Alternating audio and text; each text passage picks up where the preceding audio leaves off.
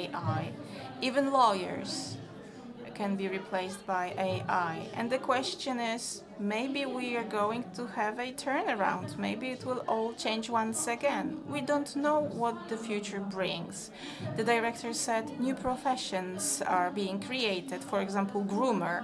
10 years ago, we didn't have many groomers or barbers. Right now, we have them at every corner of every street. They are more popular than hairdressers. Next to this, we have a parallel trend. We have a content which we do not discuss, and this is the content of profession. And I'm not talking about lawyers.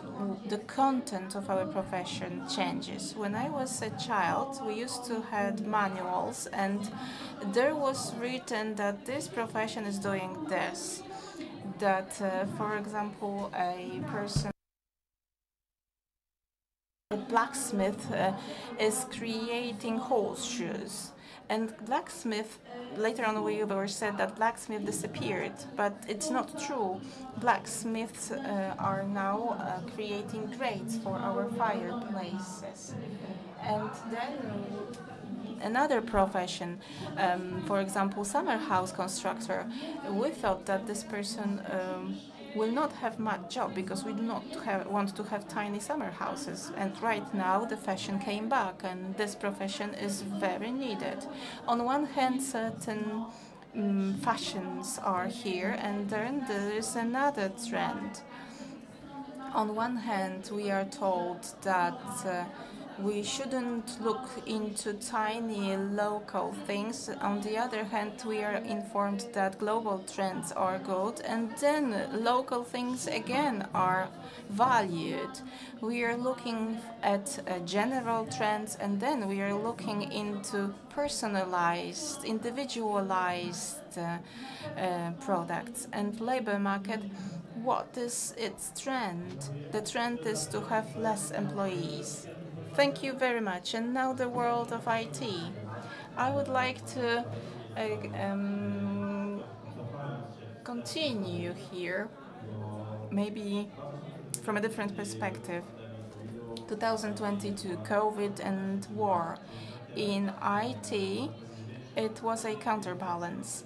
Most traditional companies reduced the number of employees. It had to change its development path. In IT, we have had hyper boom, and it was in fact hyper in this hyper boom. It was the growth was enormous. Everybody wanted to join IT. Even if somebody offered rehabilitation exercises to reptiles, those people also moved to software development. On one hand, it was a mistake because IT created certain bubble. Everybody was thinking about Fruit Tuesdays, about great wages, about remote work, and they forgot that in the end of the day it is a regular work, and enterprises have to develop certain value and profit. In the end, this is work, and there needs to be work to be done. And I have the impression that some people were not doing what they loved doing. That was a digression. Now, 2022, IT employment grew, IT demand for employees grew. In 2022, we have Russia's aggression into Ukraine, and IT demand drops. It drops due to various reasons. Due to development of AI, of course. And if I were to look at the market, I could say that right now we have disruption in the market.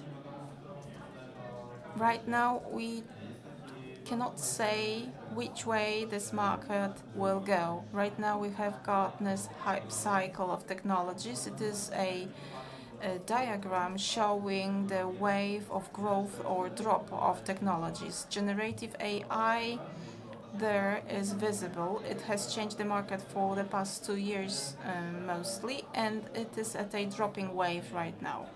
We can see that in the USA, AI costs, AI mistakes are noticed, and AI cost is noticed as well, and human value is growing.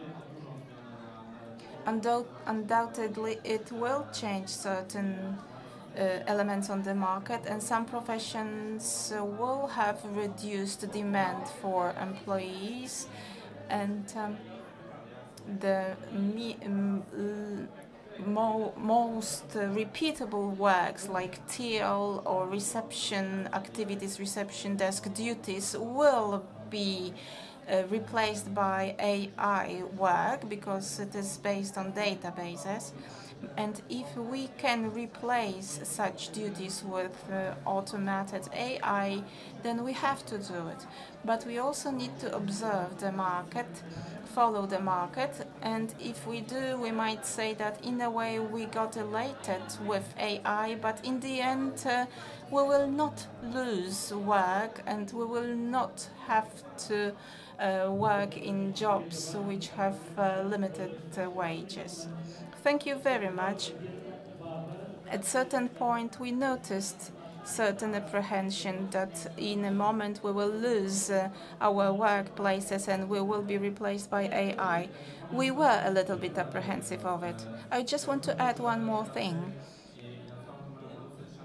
I would say that we should look at AI revolution with a certain perspective, from our perspective, individual perspective. We should think about how I can use it to my benefit, because if we take our specialization and if we accelerate the way we work with AI and new technologies, then we become more competitive on the labor market. And I might say that great specialists who can learn, who can use those new technologies will be needed. It's not the moment to replace them. And Ms. Monika Niepiekło, can you comment on this? When we have the job of professional counselor for over 20 years, then I might say that certain professions related to AI are perceived as a good choice for the future, and all counseling centers and supporting centers are still in need. We educate psychologists, and we can see that there is still a deficit in the area of this profession. From my perspective, we also need individual support, not only therapeutical support, but also counseling at certain stages of education. In our career office, we are close to our candidates, and we are also close to researchers who graduate from their PhD studies, and they have new technologies to offer in the market. They can get committed into various institutions, and they think about their own development. So on one hand, when I read about social professions, I can say that they are very in need. They are very required. We can learn about how to discuss certain issues. These are just soft skills, and they are very in need. Adaptation skills are very important right now. For example, right now we are doing our best to develop multi-generation teams where, for example, one person is not that proficient in technologies and the other is, and there is a group. This is a group of people with different apprehensions and different skills, and such teams can do something beneficial for the company. So I just want to add this element which is identified with support, and this area still needs more attention. Ladies and gentlemen, the change in the labor market is there, and it will grow because it will be generated by the development of technology and by AI. And as a provost at the university, I also take care about the development of our students. We want to work in certain comfortable conditions. which satisfy the needs of the employer and the employee. There are also many needs to be taken into consideration because we work on a daily basis, and here we can take care about the daily equilibrium between work and life. And if we were to think over how to get adjusted to new technologies, how to face those challenges, we need to remember soft skills, soft competences. They are very important. A few years ago, we weren't talking about them that much, but I also want to focus on those hard competences, those elementary, basic competences. I represent a university, and I believe that education should be in the first place. Since the very beginning of our lives, since our early years, it is obvious that education is important, but we also have soft skills. However, we tend to forget about what is basic, what is at the foundations, and it concerns all the domains. There's not enough mathematicians, for example. There's not enough people with hard skills in various industrial branches.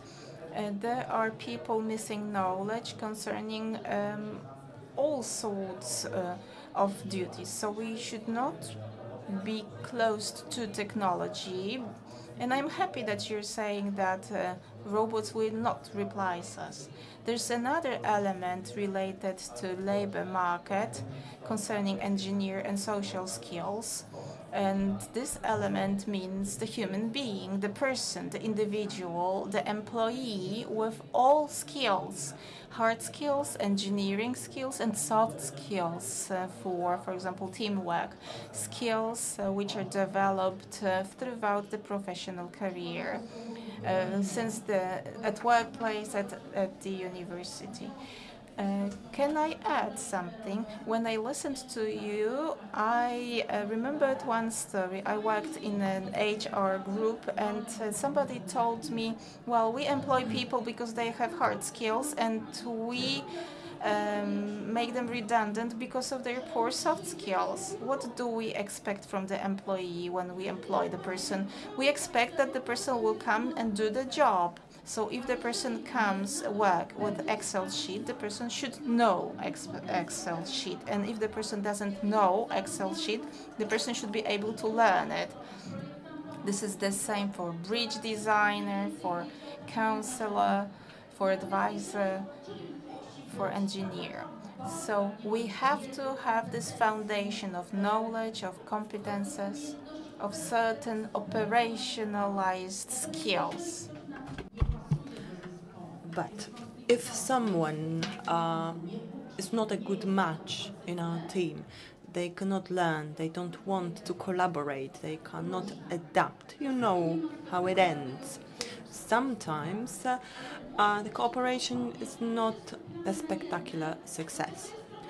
But we actually need both. If we focus on just one, it's just like if you have a car that only has wheels on the right or on the left side, it won't drive because there will be no balance. So you can't look at education only or training only, but also you can't look at soft skills only, because it's great if someone is able to work in a team, but they still need to contribute to the project something more than just a nice smile.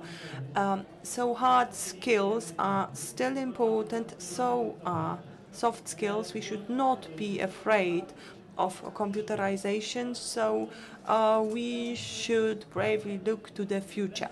Now, let's look to the future from the perspective of the trends we've been talking about.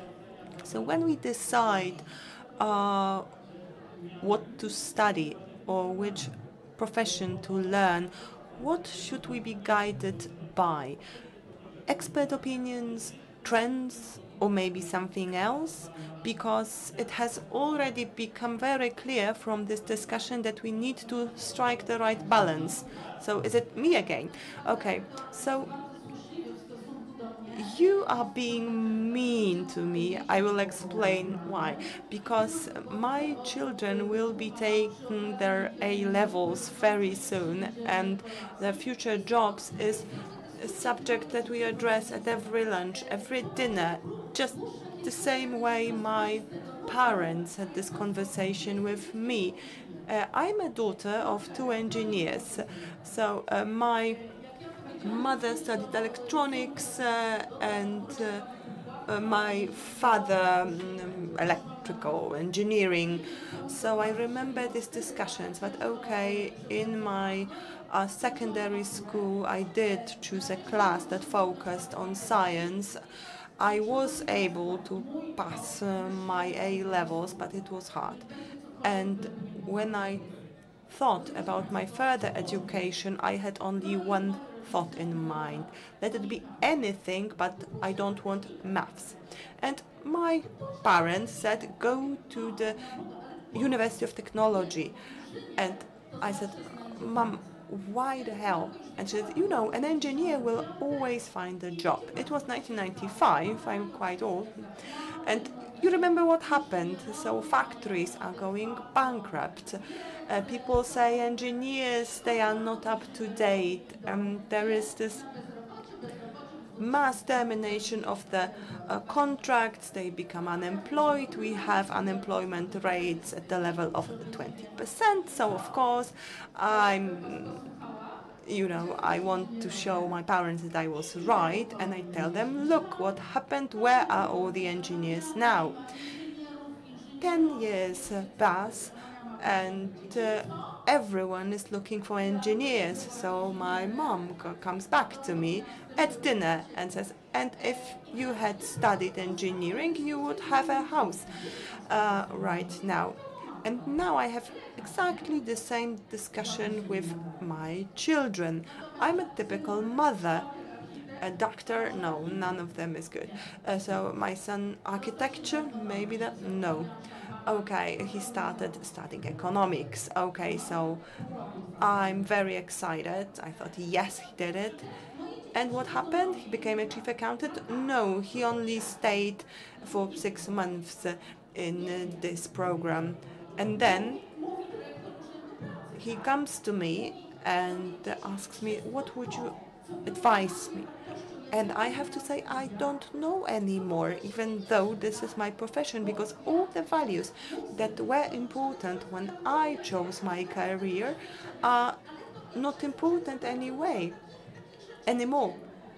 But and it's a lot of differences. For example, in the last grade, my son, he had a job, and he came to me and said, I don't like the atmosphere at work, I'm gonna leave. And I asked him, do you want to reconsider, because it's the fourth job you've had this year, are you sure? And he says, but I don't like the atmosphere, I'm gonna leave. And then I have to think, well, I'm talking from my own experience, because when I was younger, I would kiss my boss's hand if he, had me stay over time, and I didn't even have a proper contract. If he asked me to come to work on Saturday, I would have, because we were the first generation of those children of doctors and engineers, and we all wanted to study management and sociology and political science and psychology. And now, how can my experience apply to the young generation of today? I don't know. Another son of mine studies logistics. Why the hell? I don't know, but he believes this is the future. When I look at the development of parcel services, maybe he's right. My second son says, I'm not going to study at all. I almost choke, because I said, you need a higher education, and my grandmother is listening to that. And then I think to myself, maybe he doesn't need to study. It's not like my experience when we had to pass the A-levels and then pass the entrance exams, and we did have to have a higher education. So what should young people be guided by? I will be cruel. Do not be guided by your parents' advice. They are too old and they made their experiences in a completely different system. So if I was to tell you which of my professional decisions were the best, it's those that everyone criticized, but they were mine. And when I finally decided to study sociology, and my main motivation was that my friend wanted to study it, she then switched to mathematics. But I realized what was essential. I didn't want to be alone. I didn't want to study alone. I don't want to work alone. That was essential. I had a great job that I quit, and everyone was saying, Monika, what are you doing? But I listened to myself, and this is what people should do. Sometimes you go against the trend, but you can still find a great idea. One last thing. My friend studied political science. She graduated and then she worked in this profession in different places, and it went well. Her husband is a sports journalist. It was great. But it was not what she really enjoyed. She enjoyed spending time with dogs. Can you live on dogs? I'm sure you can. You can, and very well. She became a groomer. She opened a saloon, and everyone thought she was crazy. You studied political science, and you are going to clean up dogs. She is European champion in, I don't know how it is called. She's the best Springer Spaniel groomer in Europe. She used to have 3 groomers. Centers, clinics. She sold all of them, bought an apartment, wrote a book. It was actually a long interview. She just listened to herself. When she became a groomer 10 years ago, was it in line with the trend? It wasn't. But she followed her ideas. So I would not advise anyone to follow trends, because we used to believe that you have to study law and you will make a lot of money, and then we had lots of lawyers. Then it was too much, so everyone would study marketing and management. Then everyone took these 6 years courses in programming because it was supposed to give you a salary increase of at least 30%. This is not the way to do it, because if you find something you enjoy, then even if you have to dig holes throughout your lives or graves, you will enjoy it. Let's give other panelists a chance.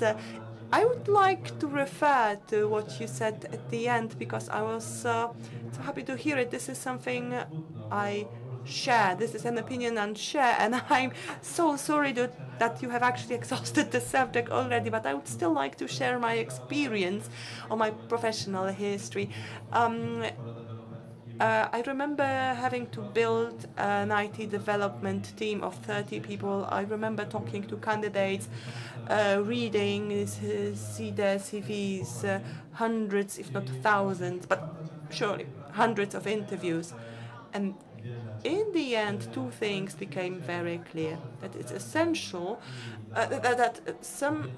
what's essential is the question whether or not someone was guided by the motivation to make a lot of money and follow the trend, or was it their passion? And it is those who are passionate and who have decided to take the job they've been dreaming of. That's essential. It may be illusory, because as a kid I dreamed of being a car designer, even though until this very day I make uglier drawings than my 4-year-old daughter does. But then I realized it was not about the cars, it was about creating something. And IT and creating digital projects meet my needs, because I still can create something.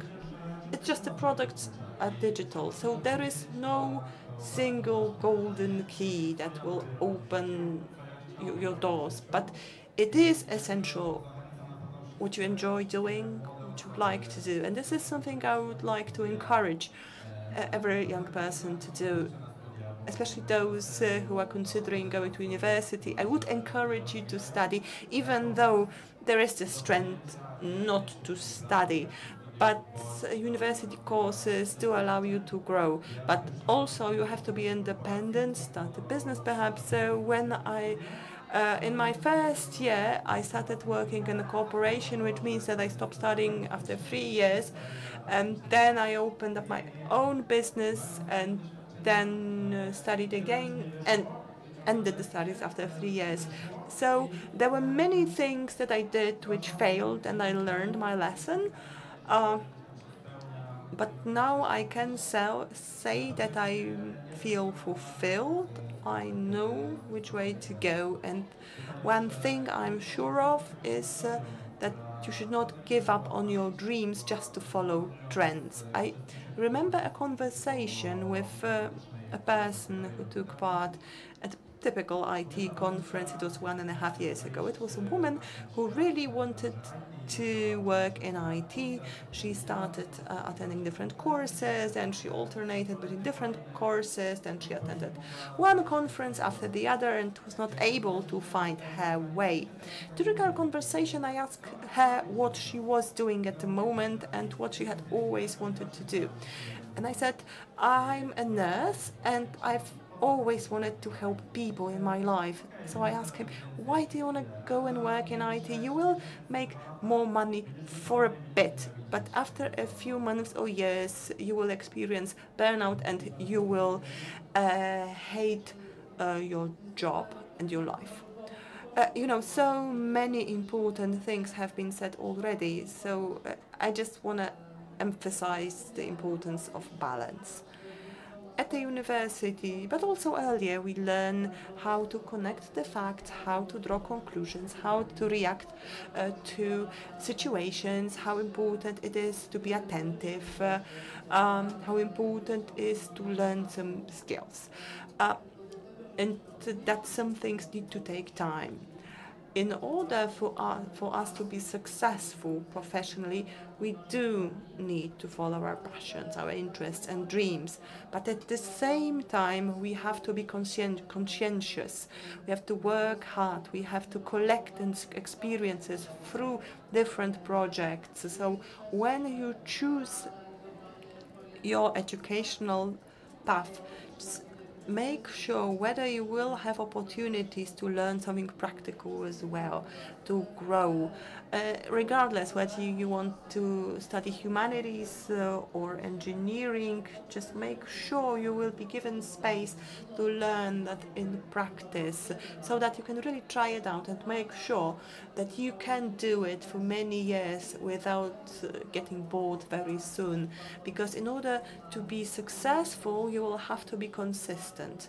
You will have to learn certain skills, because only then will you be able to make progress, to be promoted. Only then will you not get bored, after 6 months and want to leave the job because you don't like the atmosphere. When you listen to people who are successful and happy about their career, they are always a combination of passion, of personal fulfillment, but also of competence, skills, the ability to use the available tools. So only in the right combination of all these factors, and only if you are able to adjust and adapt to changes, will you be able to be successful. And also make sure you remember that you will change throughout your life. Your body will change. You will feel different.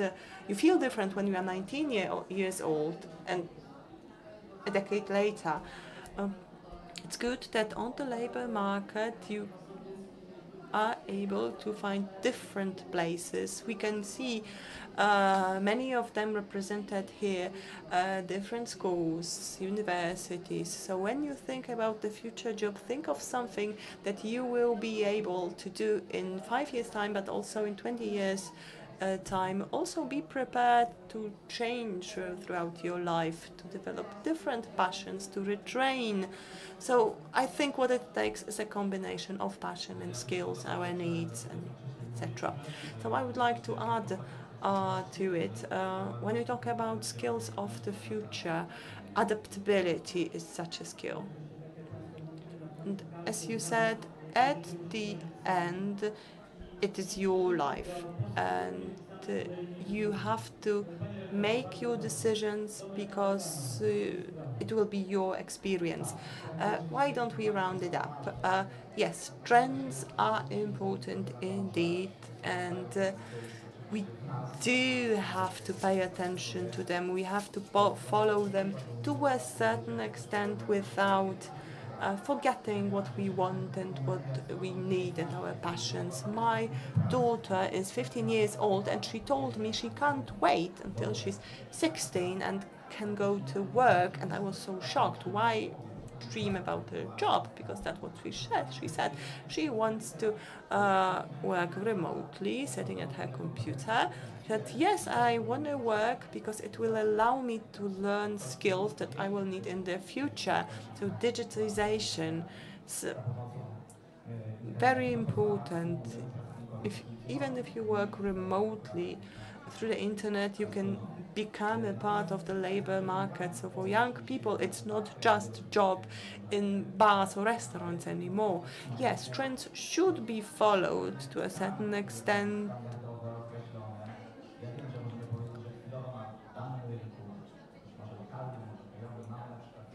That's not all, and it is true that there are different phenomena on the market. We can say that at the moment we have more lawyers than we need and fewer doctors than we need, but that's still not all.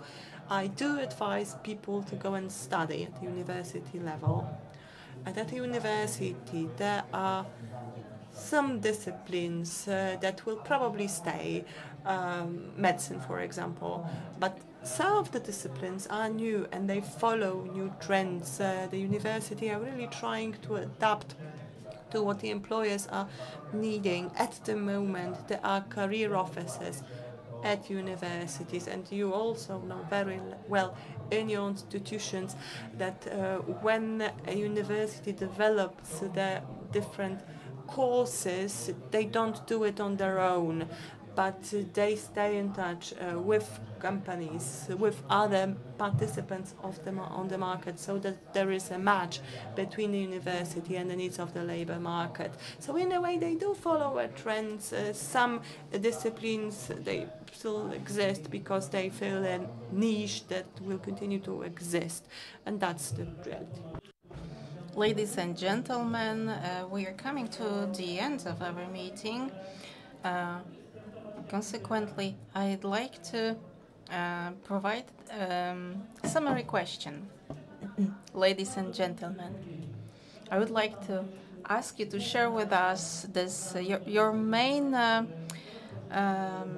milestone, your main golden thought, your main counsel for the person who wants to start his professional career. Of course, the person may take this advice or not.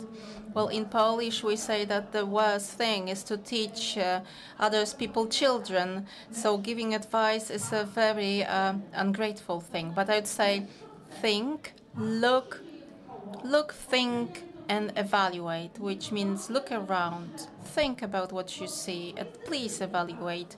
Do not follow blindly certain paths.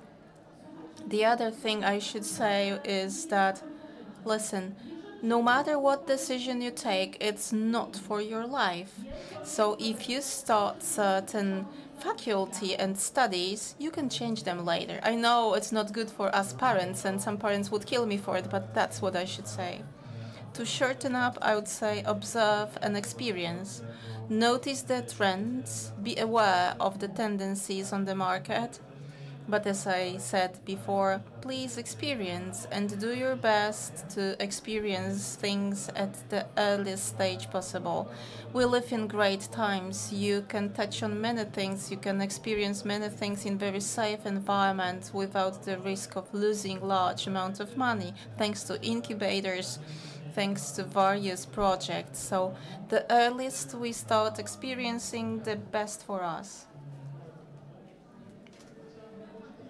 I would like to share this thought concerning experience, because I believe experience is the most important. This is taking certain risk and learning that even if we change something, if we give up something, if something fails, these are the best lessons we can draw from for our future. We shouldn't be apprehensive of risk because we have support. This is the careers office, advisors, smarter colleagues, mentoring programs. In mentoring programs, we have the mentor with whom we can discuss certain failures or problems. And if we benefit from such programs, we will be smarter, more confident, and we will be successful. So this is our advice. This is my advice. Dear Provost, I will share with you certain advice, which is not very popular, but I would advise to all our young friends and colleagues who begin their career at the level of university or when they graduate. I would like to tell them that even if they think that they know everything best, they should be willing to listen to other people who might not be smarter than them, but who are specialized in certain domain. So it's worth to notice all the information coming from surrounding world through social media, for example. All those messages shared there in the short, nice form, but they should also reach for longer speeches, longer written word of other people, because it is also what people do read books. They read reports and they read certain books. And these are young people. When you look around in a tram or in a bus, you can see them. And I believe that it will get translated into their aware choice of professional career. Even if the choice will not be good in the beginning, you can always change it later, even at senior age. Ladies and gentlemen, thank you very much. We are coming to the end of our debate, and we have noticed in the beginning that 40 minutes is not enough, and it is not enough. So we will end our panel with an appeal to our organizers that we need more time, not 40, but at least 60. We would love to have 80.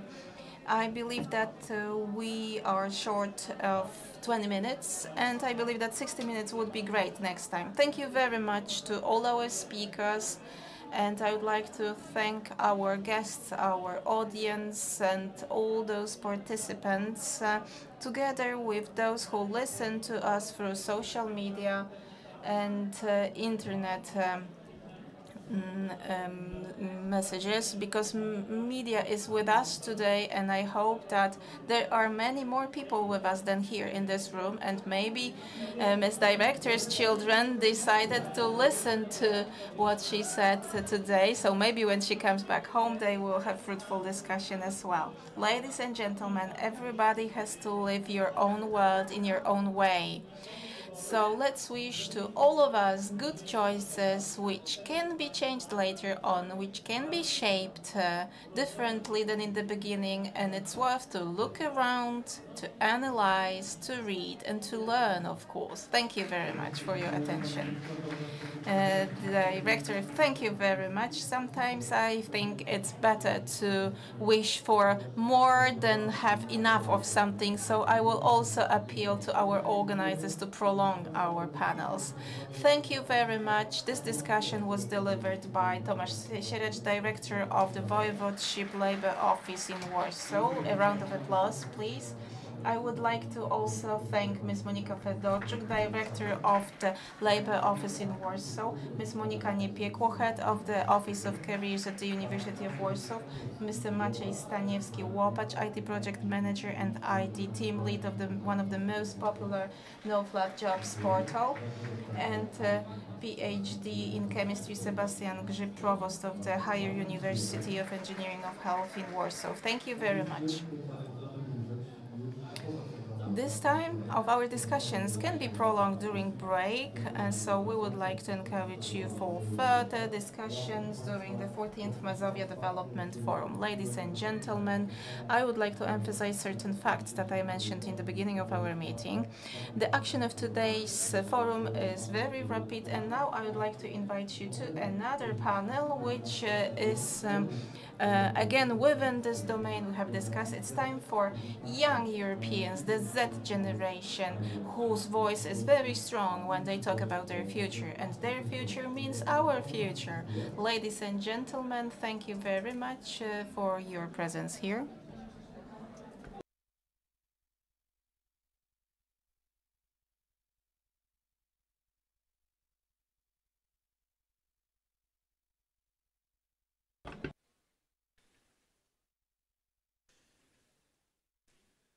Proszę Państwa, kolejną debatę sam osobiście. Ladies and gentlemen, the next debate will be delivered by me personally. The debate is titled We Young Europeans, Us Young Europeans. So I would like to emphasize once more that the voice will be given to the Z generation. And I am the representative of millennials, and it is a great honor to have them here.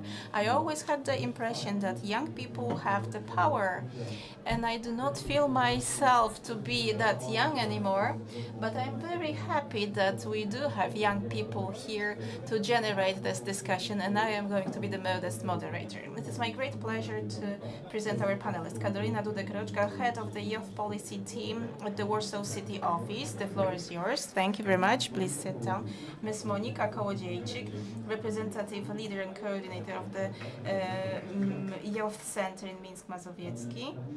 Ms. Kamila Olaszkiewicz, European Solidarity Corps representative, activist and educator in a community center and soft skills trainer, member of the Europeers Polska. This is Mr. Kamil. And he also represents Erasmus Plus and this European Solidarity Course. We have many women today and some men today as well.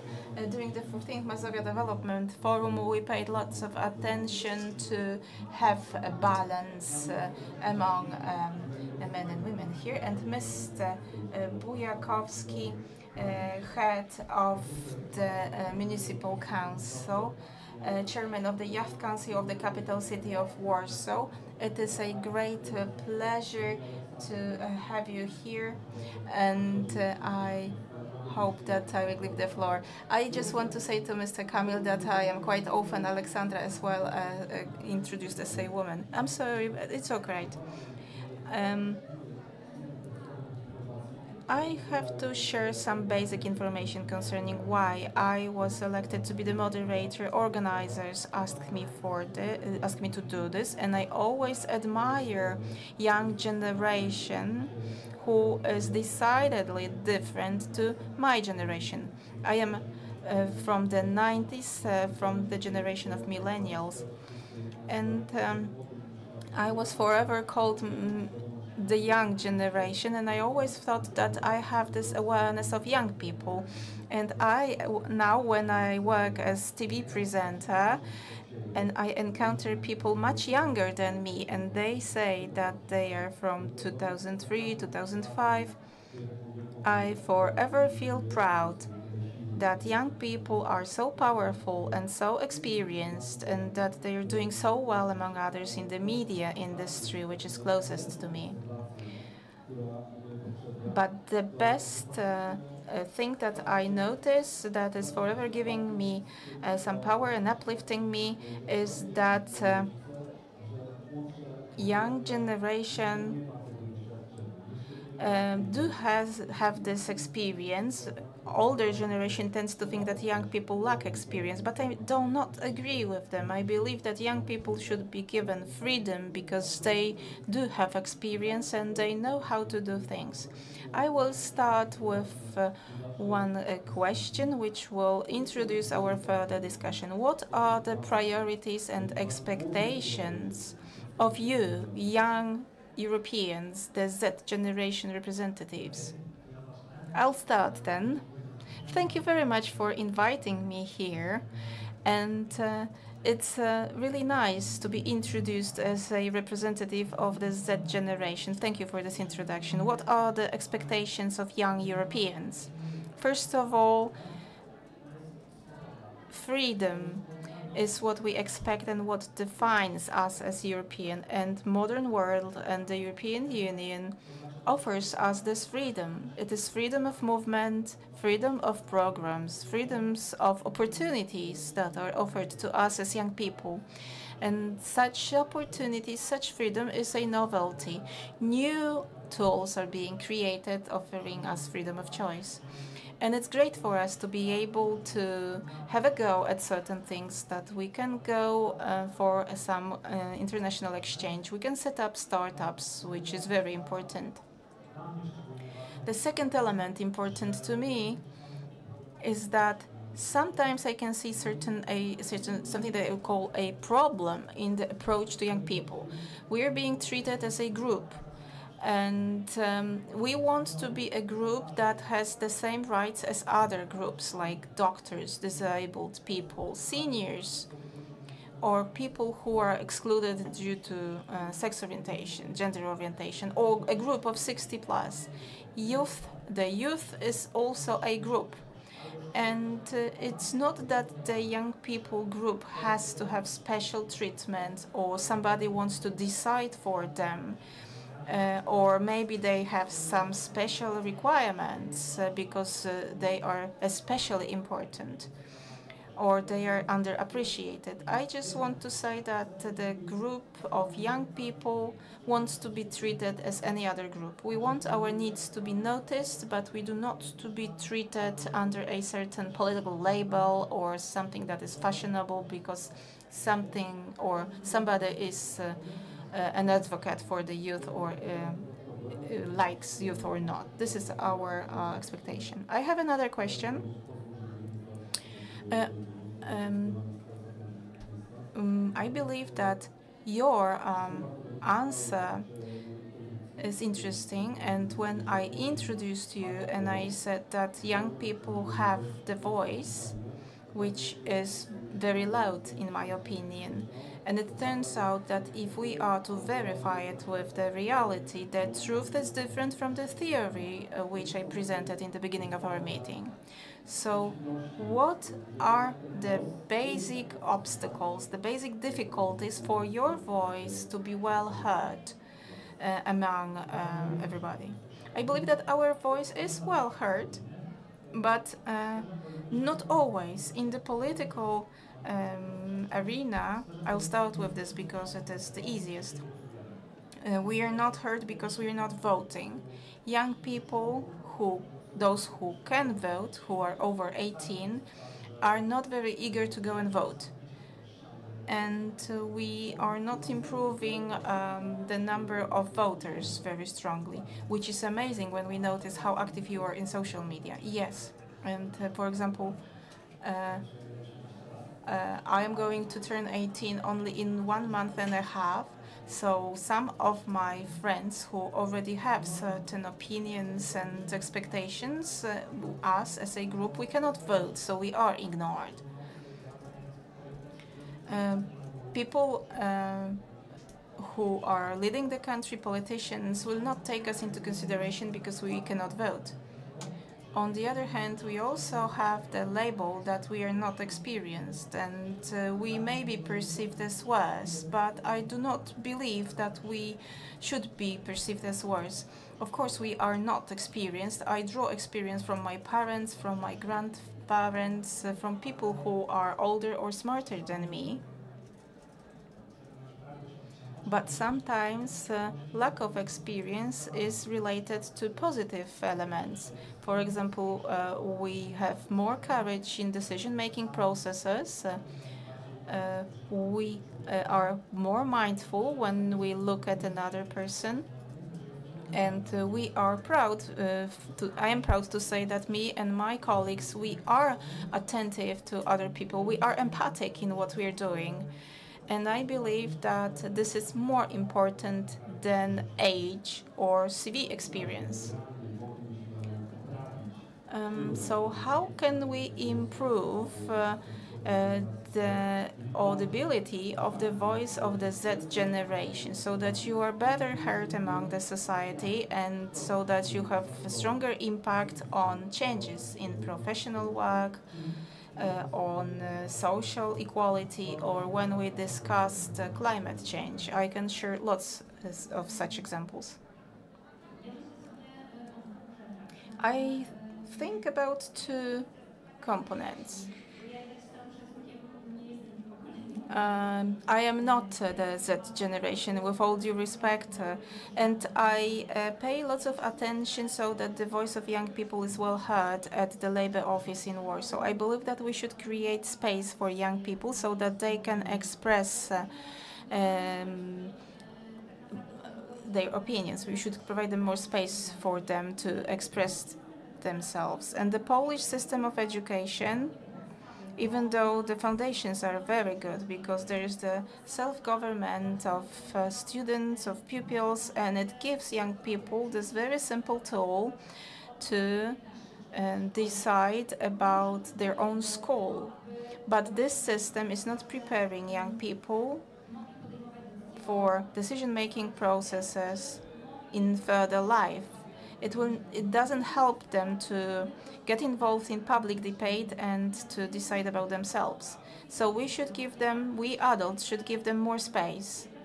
And when I think about what Philip said, I think that when I work with young people at my labor office, I look at what they do and what they have done. And when I go back in my experience, I should say that at their age, I wasn't that experienced. So I would really get rid of the label inexperienced when we look at young people, because young people do much more than we did when we were their age.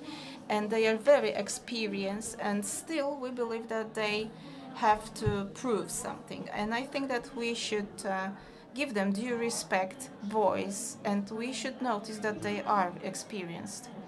We should look at young people as partners, because they deserve that. The second issue is that we notice that young people are not always willing to get committed, to discuss and to think about their individual development and in the context of local government development or school council development. So our role is to give them tools and create space for them to gain experience. Because as I have said, Polish school is not teaching this right now. And I think that we have much to do there.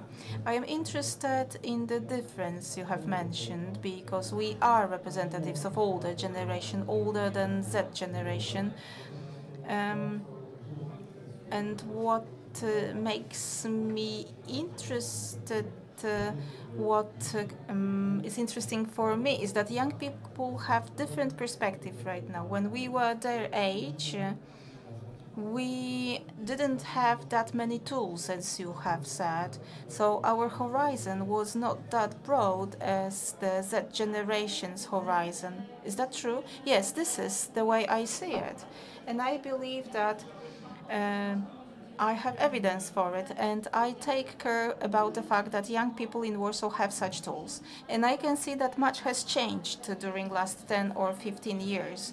Warsaw declares that it wants to be a city open to young people. For the past 10, 15 years, much has happened in our office, and it led to giving certain tools to young people they hadn't got beforehand.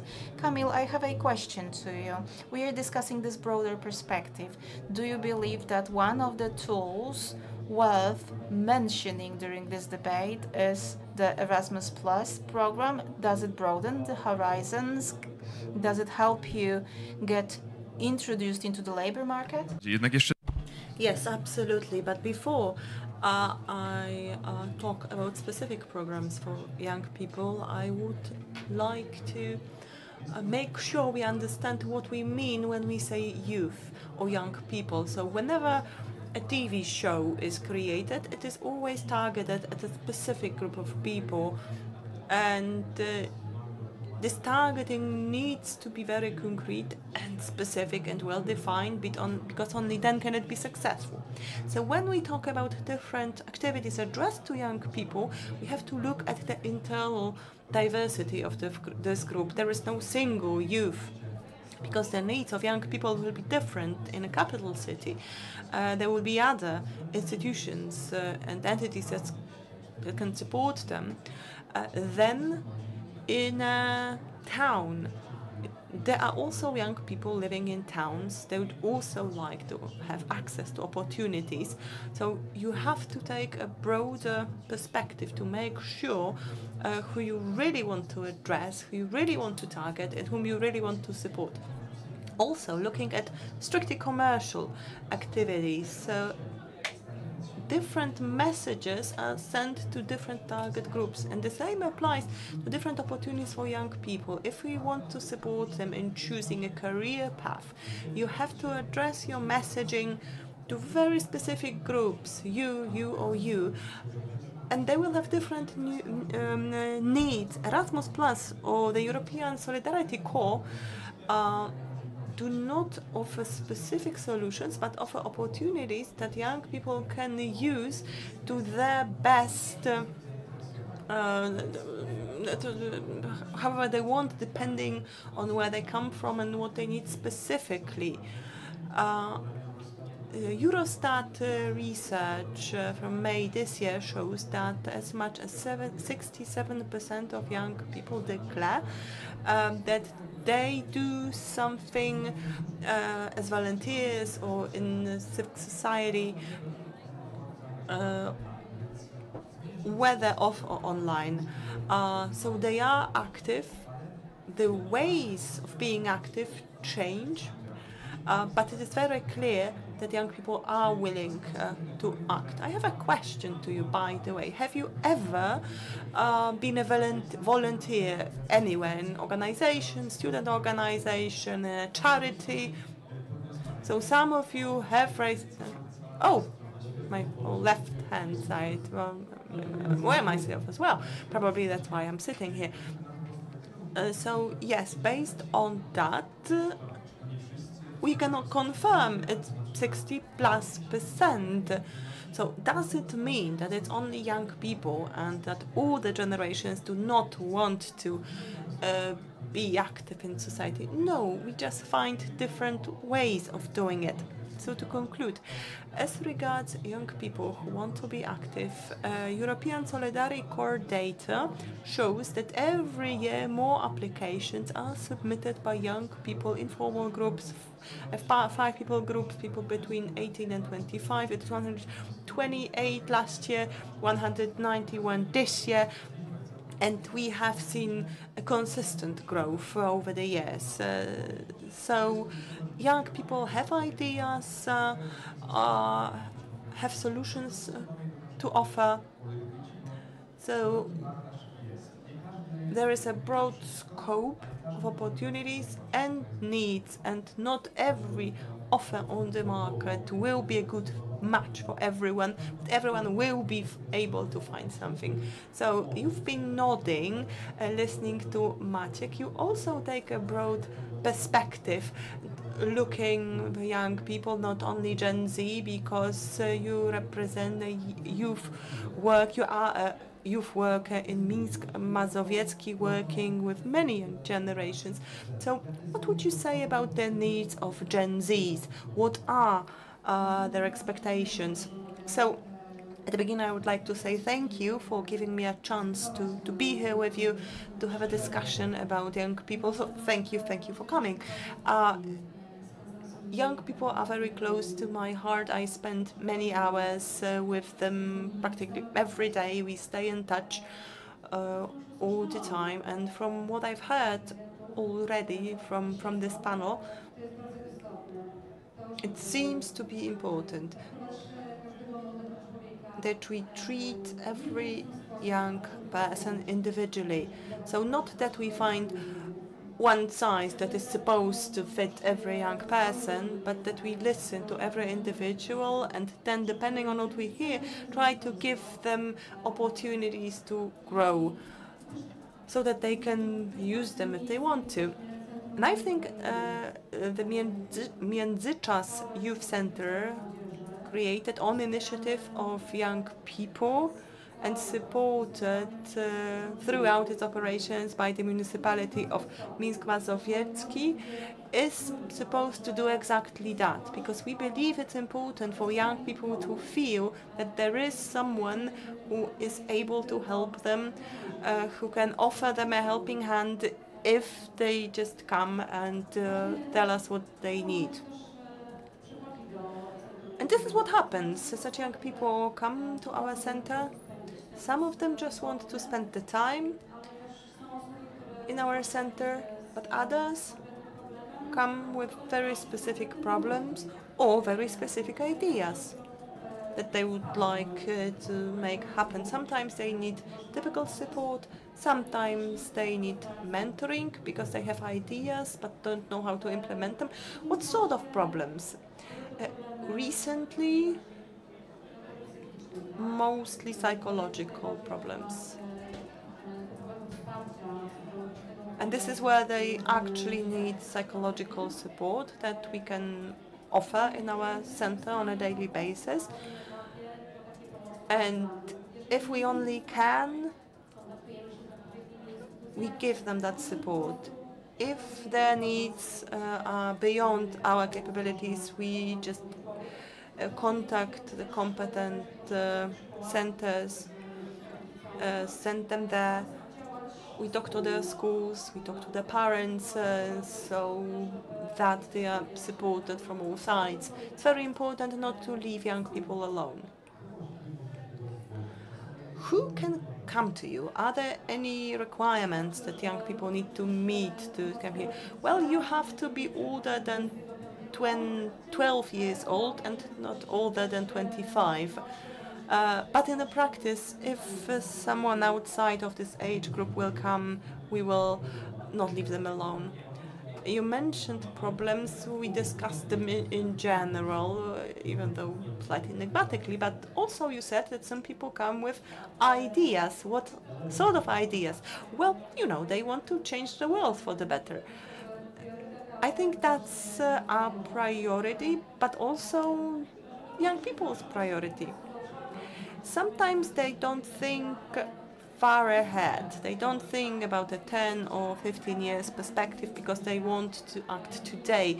They want to change the world overnight, or they want to change something very specific overnight. So this is not always possible. And youth workers are tasked with showing young people that we can start doing something. We can act already, but sometimes we have to wait a bit until we see the effects. What sort of ideas they bring? So let me share with you one idea that young people proposed recently. It's called the Project Agent. Sounds surprising, and not many people in Minsk Mazowiecki know what this project is about, and I'm not going to divulge any details. Let me just tell you that a 15-year-old boy came to us with a very specific plan. He wants to record something. He needs a space for that. He needs people who will join him in this project. And our role as youth workers is to connect the dots. Because we know many people in Minsk Mazowiecki, in different generations, older, younger, middle-aged. We know many people in different institutions. We can advise them on, we can tell him whom to contact and invite to participate in the project. The project is in implementation already, and last night I received a message, so Monica, can we stay until 8 p.m., not 7 p.m. on Friday, because we need more time. And so, looking at your face, it must be a very promising project, maybe even commercially. So make sure you look after this 15-year-old. Yes, as youth workers, we have to realize that this work is not constant. So it happens in waves, so to say. So sometimes you are really on top, and it's very joyful. You have great ideas, but then there is a low, and the process becomes stagnant, and then you have a different role. You have to support young people. You have to just make them persevere and make them realize that during stagnation, new ideas can come up, and that there will be another high. I have an additional question to you, because you said that you stay in touch with the Gen Zs, and you mentioned that these young people come to you with this excitement and that they want to change the world overnight. So, do I understand correctly that this is an excitement that can run out very soon, and it's difficult to maintain it? Or I don't think we need to define it. I wouldn't, put any labels on the young generation and say that Gen Z has a very short attention span. Or I think when we were young, we all experienced that. There were phases when we really came up with great ideas that we wanted to implement, and then somehow we didn't, persevere. Sometimes it's just not the right moment to implement something. Sometimes you have to wait. We believe it's important for us not to put any pressure on young people.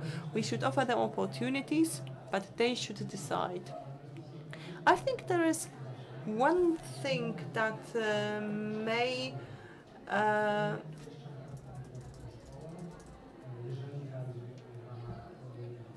lead to young people losing perseverance, because this is not the only thing we do. We go to school, we have homework, we have other activities, for example, in our youth council.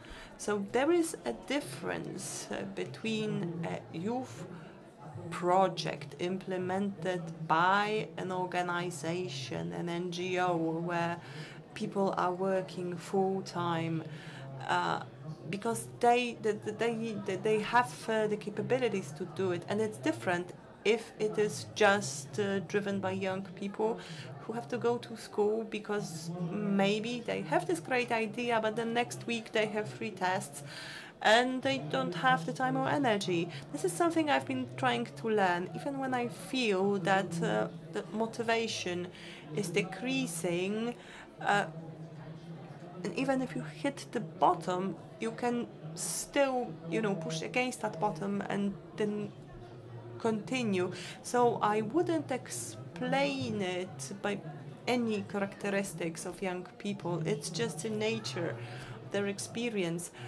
Young people perhaps don't think in 10 years perspective or 20 years perspective, but we still remember what happened 1 year ago. For example, I still remember how difficult it was for me to choose a secondary school. Not because I did not know what interested me, or not because I did not want to read about different secondary schools, but because it was the first major decision that I had to take in my life. So what did we do? Together with other students in my situation in Wilanów, we organized the Wilanów school exhibition, invited different schools to come and introduce their schools. They had their stands. It was agreed that it was a day off for students, as they didn't have to go to school. They just attended the exhibition. Another problem we've seen in Warsaw, students' rights were not being observed. So we came together and introduced the students' ombudsman. And the targets were people our age or slightly younger people. So a long-term perspective was not needed, just the experience and immediate action. But we do need the support of adults. For example, to help us keep motivation high when there is a low. We hope it will happen, because I was very happy to experience that support 2 or 3 years ago, and I'm very happy that I can offer it now. Yes, when we think about the perseverance and motivation of young people, we say, okay, they have just lost energy and did not complete the project. But we focus on the final effects only. In my work, I've learned that sometimes it's not the final effect that matters. It's the process, it's the learning process, because in the process young people learn a lot of things, learn about their boundaries, their need. So I don't think it's negative if a youth project is not completed. It can still be valuable if they learn from the journey. So I would suggest we remain open and try to understand. For young people, everything they do right now is a learning process, and we should not evaluate what they do from our perspective, because we've had a chance to learn many things already. They are still learning. So where should we look for models, even role model for young people,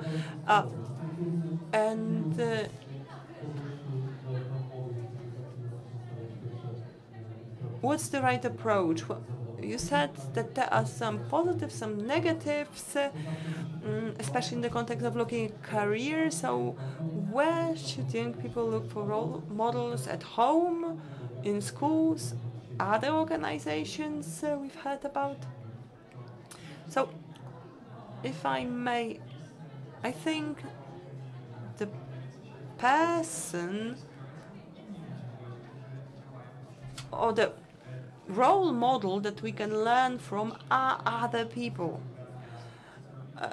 You can be inspired by what city youth councils do, by what Philips organizations does. So you can get inspired by them, and then other projects will follow. Myself, I experienced that throughout different projects, all the participants learned different skills, were given space to implement their projects, and in a couple of years later, they offered younger people the same opportunity, and they inspired them. So sometimes it's just by looking at someone being successful and implementing a project that you get inspired and try to follow. So I think this is how it should work. You implement your project and young people can look at it. For example, so there was a call for proposal to the European Solidarity Corps. So this is an example, but it may happen on a smaller scale. For example, a small community garden, or where people have just, one bed and grow vegetables. Or maybe they had a neighbor has a small need. They would like to plant a pumpkin, but they don't have a bed, and they organize this possibility. So, you want to change the world, but the world starts in your apartments in front of your door. So when you talk to young people in your circle, you realize how many specific needs are there, and your projects can provide an answer to them. Ideas can be multiple. The question is whether your ideas come in response to an existing need. When I talk to different young people, but also employees of institutions, I hear about support, mentoring. We've heard it from the panel as well. It is essential that young projects are not implemented with the hands or through the hands of young people, but you do and organize the projects together with young people, because this creates value. Sometimes people say, okay, we cooperated with young people and we implemented their request. This is normally the mayor saying, yes, we built a skate park for young people because young people wanted it.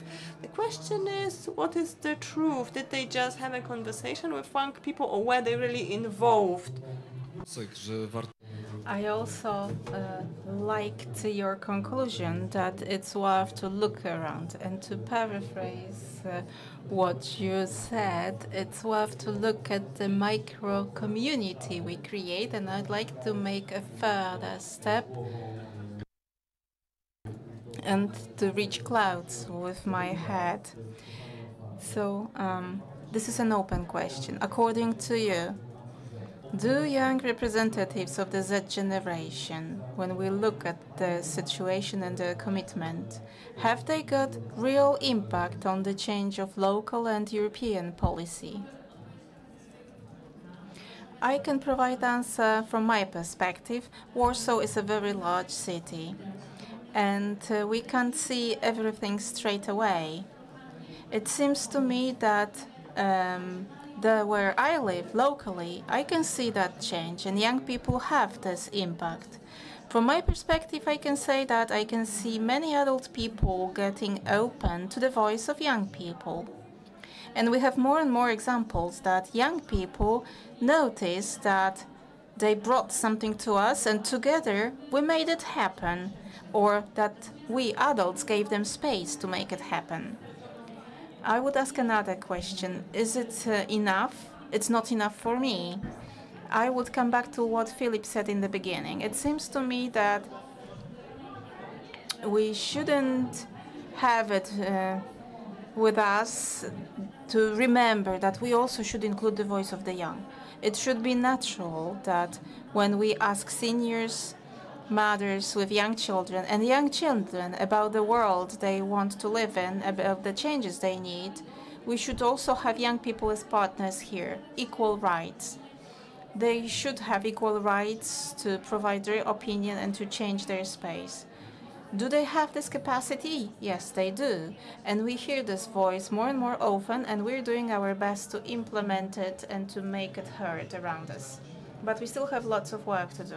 I'd like to emphasize this duality in approach to many subjects. On one hand, it would be great to be able to go to the municipal office or to adults, and sometimes we hear that young people do not have digital competences, or mental health requires changes, there's a workshop to do, help us do it or do it for us.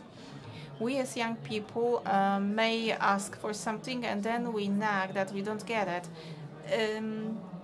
Sometimes there are also requirements. We say that we came against a wall and they didn't want to help us do something.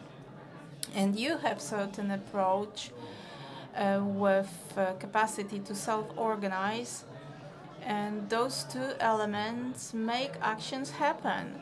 What's the recipe? It is to provide golden means for everything. It's great to have institutional support, and changes which are top-down make it happen. Sometimes new things enter older systems, and on the other hand, when young people have a certain idea, it's good to have this bottom-up approach. It's good to give them tools and not necessarily provide everything to them. It's good to give them, for example, information. You've got 5 people, set up your own project, submit it to the Solidarity Court, and you get 665 euros per month, and you will be able to organize your project with a coach. You can change what you want to change. We'll give you promotional support, local support, and we will do it together. It will be your activity with measurable impact on reality. So young people are able to do things with the support of older people. It also shows the youth that it's great to ask for help and be brave, but it is very satisfactory that we can put the signature under certain conclusions. The change we want to see is a sum of many smaller changes. And today we have many young listeners, and maybe it's good to participate in the Youth Council of the city to change certain consultation processes. For others, charity abroad with an Erasmus Plus or other exchange, EKS, for example, and international volunteering is a door to new experience. It may be later on translated to our ground, to our reality. Every experience is unique, and every person can implement change locally. Such projects take place, such activities are done, but it requires cooperation of both sides. To have the wave of systemic top-down changes with youth as partners, we have to cooperate, and we have to give young people tools. All those institutions, organizers, or the European Union should give young people tools to act. When those two areas meet and we have cooperation of those two sides, we are going to do great things. And I also want to say that can we change world locally and at the European Union level? It seems to me that it's a bit, it triggers certain bitter conclusions in my case. Some young people, unfortunately, do not understand participation well. Some of them want to have too much, and some of them don't appreciate the value of local change. They want to go to a broader space, national or European. If we have a person who is 16 or 17 years old, like me, and if this person thinks that he or she is an expert, and this person wants to change the policy at the European Union level because this person is from the new generation and he knows better, then in my opinion it's not a good path to follow. None of us here are experts in everything, and no 16 or 17-year-old will be an expert in everything. Somebody who's a doctor will not be able to build bridge well. Somebody who's a journalist will not be a good doctor at the same time. And young person will not be an expert in everything as well. There are many opportunities to act locally, and they should act locally. Young people should act locally because looking for bigger solutions may generate bitterness and nagging because it is prone to failure. And there are certain projects for young people which are created in certain communes and smaller cities than Warsaw. Warsaw perceives them as places where youth councils are a new idea. There are Warsaw's grants, which are very good, but we also have statewide grants with mentoring, with project management. These are great tools with which we can change world. Local budgets can change the world. We also have opportunities such as invitation to young people and youth organizations to Sejm's Commission. There are many options. We just have to know how to cooperate and how to look for such opportunities and how to benefit for them. It's not the only way to just criticize the reality and then use our voice to say that we are ignored or that we need to look for something new and that we want to change something, because other groups will look down to us then if we only nag, because we can change the world and we can see certain difficulties, and it's great to use such opportunities. But if we want to change the world at this general state level, then we may end up as organizations which are stuck with their strikes, demonstrations, obstructing the work of others because they just voice that they are misunderstood, because I think it's not the participation idea well understood. I have the impression that during our short and rich discussion, lots of knowledge was shared, good words were shared, good observations were shared, and very valuable conclusions were shared as well. I hope that many people who are watching this discussion will draw certain conclusions. To summarize all that was said here on the scene, I would like to ask each of you to have a few words of summary. I do not want to reduce our debate to a concert, to a wish concert. And we are discussing a very important topic. I just want to ask you to present a summary of all those requests you want to send to the world. What is it? What should be done here and now? What should be changed here and now? I'd like to start. I can see the time's up. But please take your time. Thank you. I'd like to draw our attention to young people, and I'd like us to listen to their words attentively. I wish we learned how to ask them with openness and with great understanding. Miss Carolina? I think that I would like to live together, not next to each other, and to draw inspiration one from another. It is amazing that I am not at work to look after young people at the office. It is, of course, but it's not only this. This is very rich work, and I gain much more from this work than that. I think that we should learn one from another, and that we should learn how to benefit from this.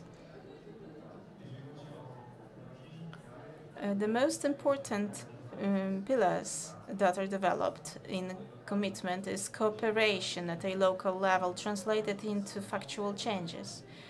A European Solidarity Corps has the motto. This corps allows young people to act locally and internationally. Let's remember that together we can more.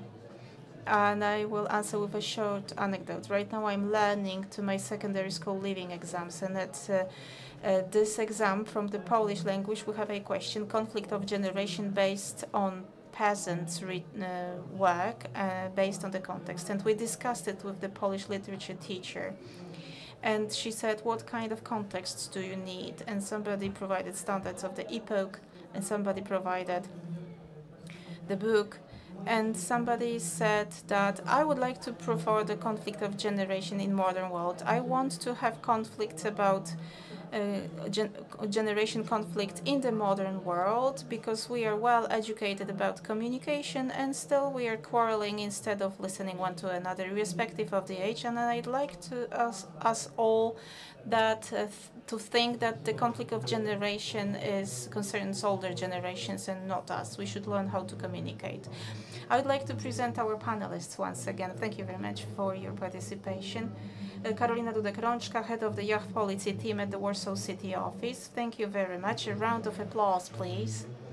Ms. Monika Kołodziejczyk, leader in coordination of the Międzyczas Youth Center in Minsk Mazowiecki. Thank you very much for your participation. Mr. Kamil Oleszkiewicz, European City Course representative and educator in a community center, member of the Europeers Polska Network promoting European Union progress for young people, and Erasmus Plus and the European City Course representative, and Filip Bujał-Polski, chairman of the Youth Council of the capital city of Warsaw. Thank you very much. I appreciate your knowledge, skills, and the way you are participating because you made really great impression on me. Young people are our power, the power of this country. Thank you very much for your participation in this panel.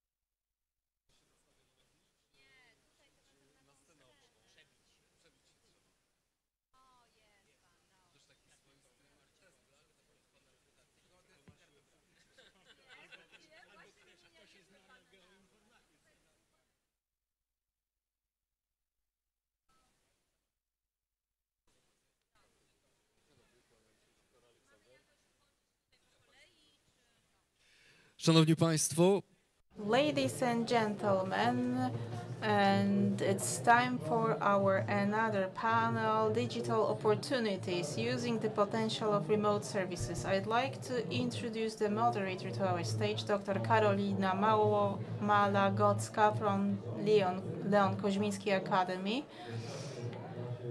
And it's time to welcome our experts, Dr. Tomasz Kulisiewicz, co-founder and expert of the Digital State Studies Center. Good morning. Mr. Marcin Pawlak, Director of the Department of Digitization, Geodesy and Cartography of the Marshal's Office of the Mazovian Voivodeship in Warsaw. Mr. Igor Marczak, co-founder of Senior Application, and Mr.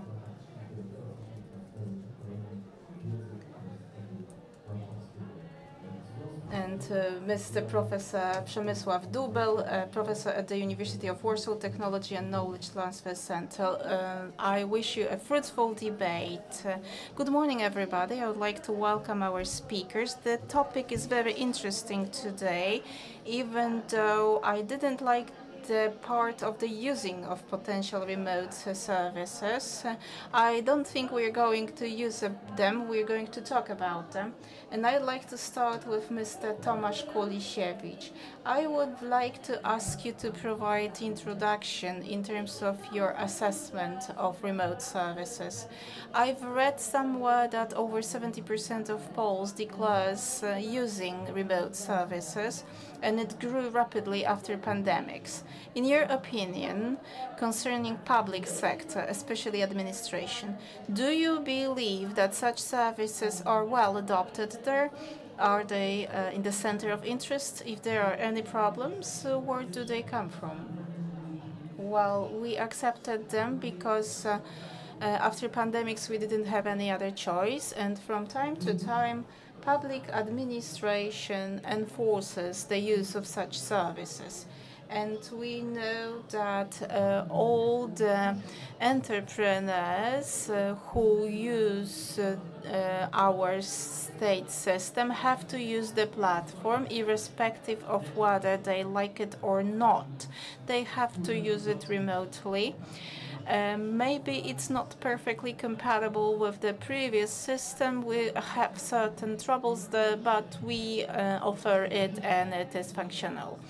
We might say that we wish that administration services follow banking online services. Banking online services have interesting solutions for certain problems. We can learn a lot from them because they have developed certain solutions some time ago.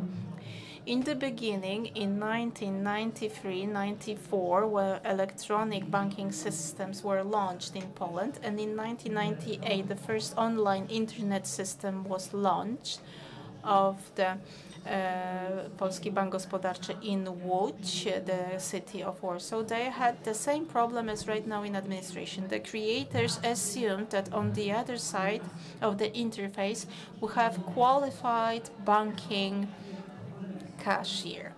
And that's the same with the remote tax system and administration services system. In the beginning, everybody assumed that we address the system to a user who is very proficient in public administration, who knows very well those systems and will be able to navigate among all the content. But this system was not adopted to a regular user and not a qualified user. The history of taxes is also very important.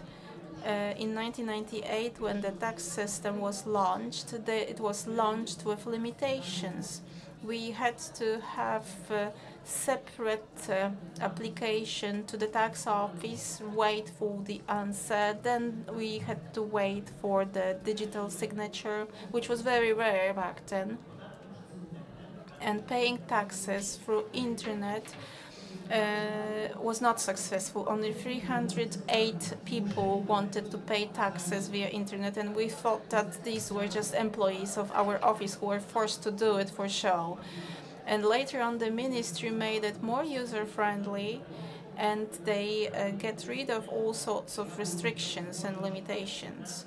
And it became more functional because honestly, we didn't need those limitations and restrictions. And when we got rid of it, even though there were certain doubts, we decided to follow the Scandinavian path, because this is the tax office, state tax office, who has all the data about certain individual payers. And only 2 years ago it happened, it finally happened.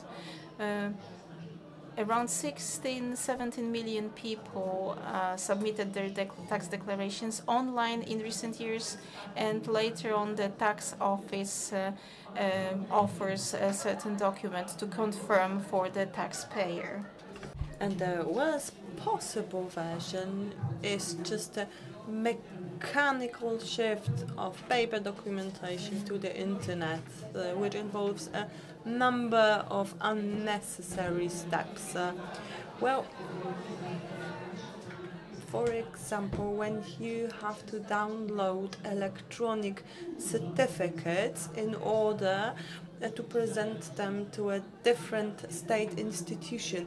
Both institutions should contact themselves to have something confirmed. Why do I have to download it as a bionic network for sending data between different public institutions? Well, we have heard a lot. I do hope we won't become this bionic protein-based interface in the future, and I do like submitting my tax returns electronically, so I understand why this group increased from the initial 308. My next question to Mr. Pawlak. I assume that after the pandemic, digitization has accelerated. Was it true for Mazovia? How do you see it also on the local level? How good is the reception of digital services in society? Well, undoubtedly, the pandemic and the lockdown that followed served as a catalyst for better adoption of digital services. 70% of Polish society, including 70% of Mazovian society, declare that they use digital services. So there is a high demand, and in response, local governments are forced to offer digital services. When I say local governments, I mean the local level, so our municipalities and communes and the intermediate level, the districts, and also regional voivodeships. The Mazovian voivodeship is very polarized as regards the level of development. Therefore, we have a group of big cities in which any thing you have to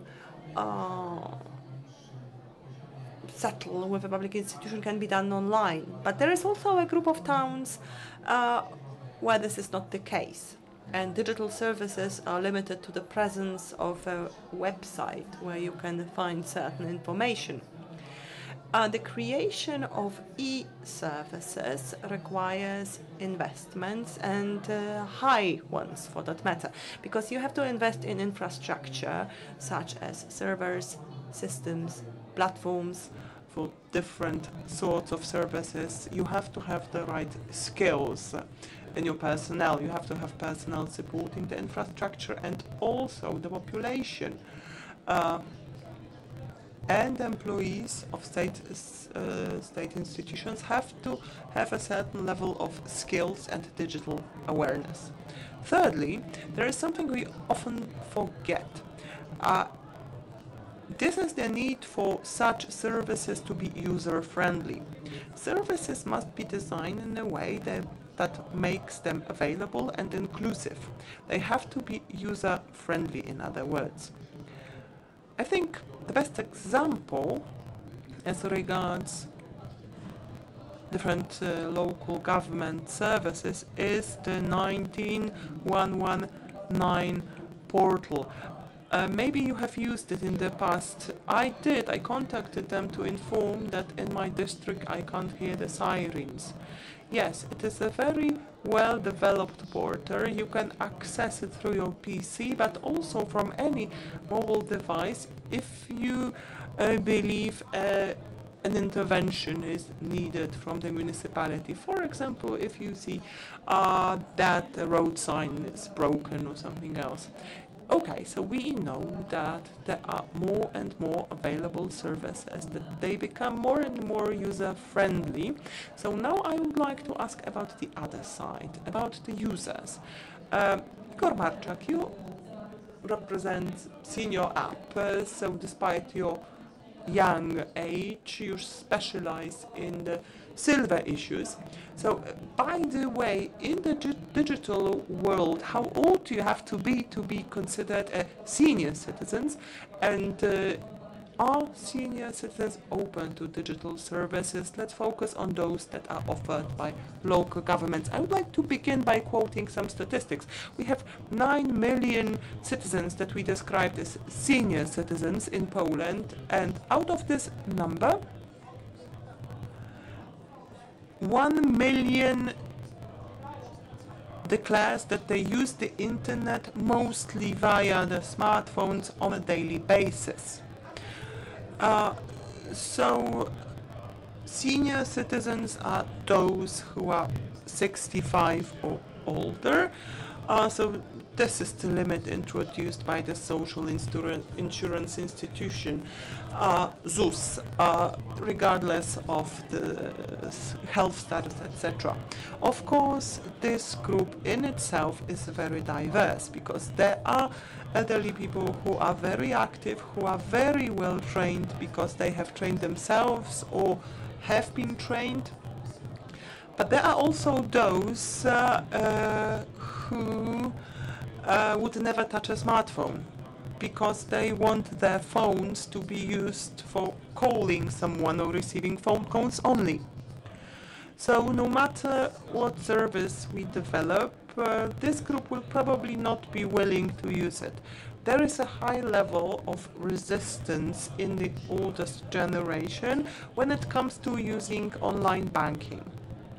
They are also unwilling to use the so-called Moje IKP, so this is digital access to the healthcare system. And the Ministry of Health is really concerned because they would really like to see more senior citizens use digital medical services, as yet they don't. Many people, even though they use online banking, do not use electronic signature. So it's another obstacle. My next point has to do with education, because this is something we work with directly as well. So do you think there is a single bank in Poland that offers a demo version of their interface? Well, PKOSA, they used to, but they don't anymore. We contacted all banks in Poland and none of those offered such a demo. I opened a bank account at PKOSA for my son and they did have a demo, but for children. Well, we asked the banks about a demo version for the elderly and none of those had that. Of course, you can find different simulators on the market. For example, a simulator that shows you how to use an ATM or a parcel machine, but this only applies to very simple devices. How else would a senior citizen learn to use digital services safely? Yes. You mentioned education. Universities have an important role to play also in developing digital services. Przemysław Dubiel, you represent this world, and how do you see cooperations between universities and companies on the market, and also what's the availability of digital services on at university level? Is it a learning process? Are there similar challenges in the universities as the challenges faced by senior citizens? Well, nowadays you can't really think of functioning as a university and not cooperating with the business. Because both sides need it, universities and businesses. But if you look from the perspective of the mission of universities, there are two elements. So education, research, and cooperation with your environment. So from this perspective, it becomes very clear that your curriculum needs to be well adjusted to the needs of the market. This is number one. Number two, you need to implement joint projects. I'm sure you know that the new financial framework of the European Union actually requires companies to cooperate with universities in their projects. The number three, business environment. Business environment is very important for universities. In universities, we have, meanwhile, the so-called business councils that make sure the work of the university is matched to the needs of the market. So, as I said in the beginning, it's impossible for any university nowadays not to cooperate with business, because if they don't, they will fall down in the classification of universities. Probably they will not even be included in the ranking. So, so it's a matter of survival for universities to cooperate with businesses, with the market. In this context, let me go back to Tomasz. So, different innovations that universities come up with, or their research in general, how does it translate to the development of digital services in the public sector? I think, for many reasons involving those mentioned by Igor, it is mostly sociological and psychological research that's essential. So, because it answers the question how to design solutions that will be used for everyone, that will be user-friendly. We spent a lot of time developing services that will be available for people with disabilities. One of the main objectives of the so-called universal design is that all solutions, whether digital ones or just construction, that's the way you design stairs, are designed in a way that makes them accessible, not only to people with disabilities, but absolutely everyone. That's universal design. And luckily it has become part of our regulations, and here our states have a role to play. They really have to force companies, because of course it's much easier to design services for able-bodied citizens, but they are forced by the states to apply universal designs, and universities, especially universities of technology, really make sure that their research can be used by everyone. So one of the main conditions is interdisciplinary teams. In IT, it's very widespread to work in multidisciplinary mixed teams. So people from commercial departments and from technical departments, they sit side to side and develop new apps together. Low code or no code solutions make it possible for people who don't know any programming languages to create apps if they have an idea. And in this way, they can create a much better product than a product that a purely technical person would design. Going back to what Igor was saying and the IKP, so this internet patients account. When it first started, 1 million users signed up. Unfortunately, for the first 3 years, the only thing you could do on the portal was to notify that a hospital or a clinic tried to cheat the system because they reported performing a service that they did not. You all know this case that the clinic claimed they performed some service, pregnancy-related service on a 90-year-old. This has changed. Nowadays, 1.2 million prescriptions are issued and sent via IKP every day. So we seem to be a very sick nation then. Well, you know, even though who are not that good with their smartphones can receive a text, and this is how the system sends prescriptions and then show the text in the pharmacy. So the progress has been huge, and yet a lot remains to be done. Well, clinics and hospitals are quite far as regards level of computerization, but cooperation with patients is not so easy. So would you know how to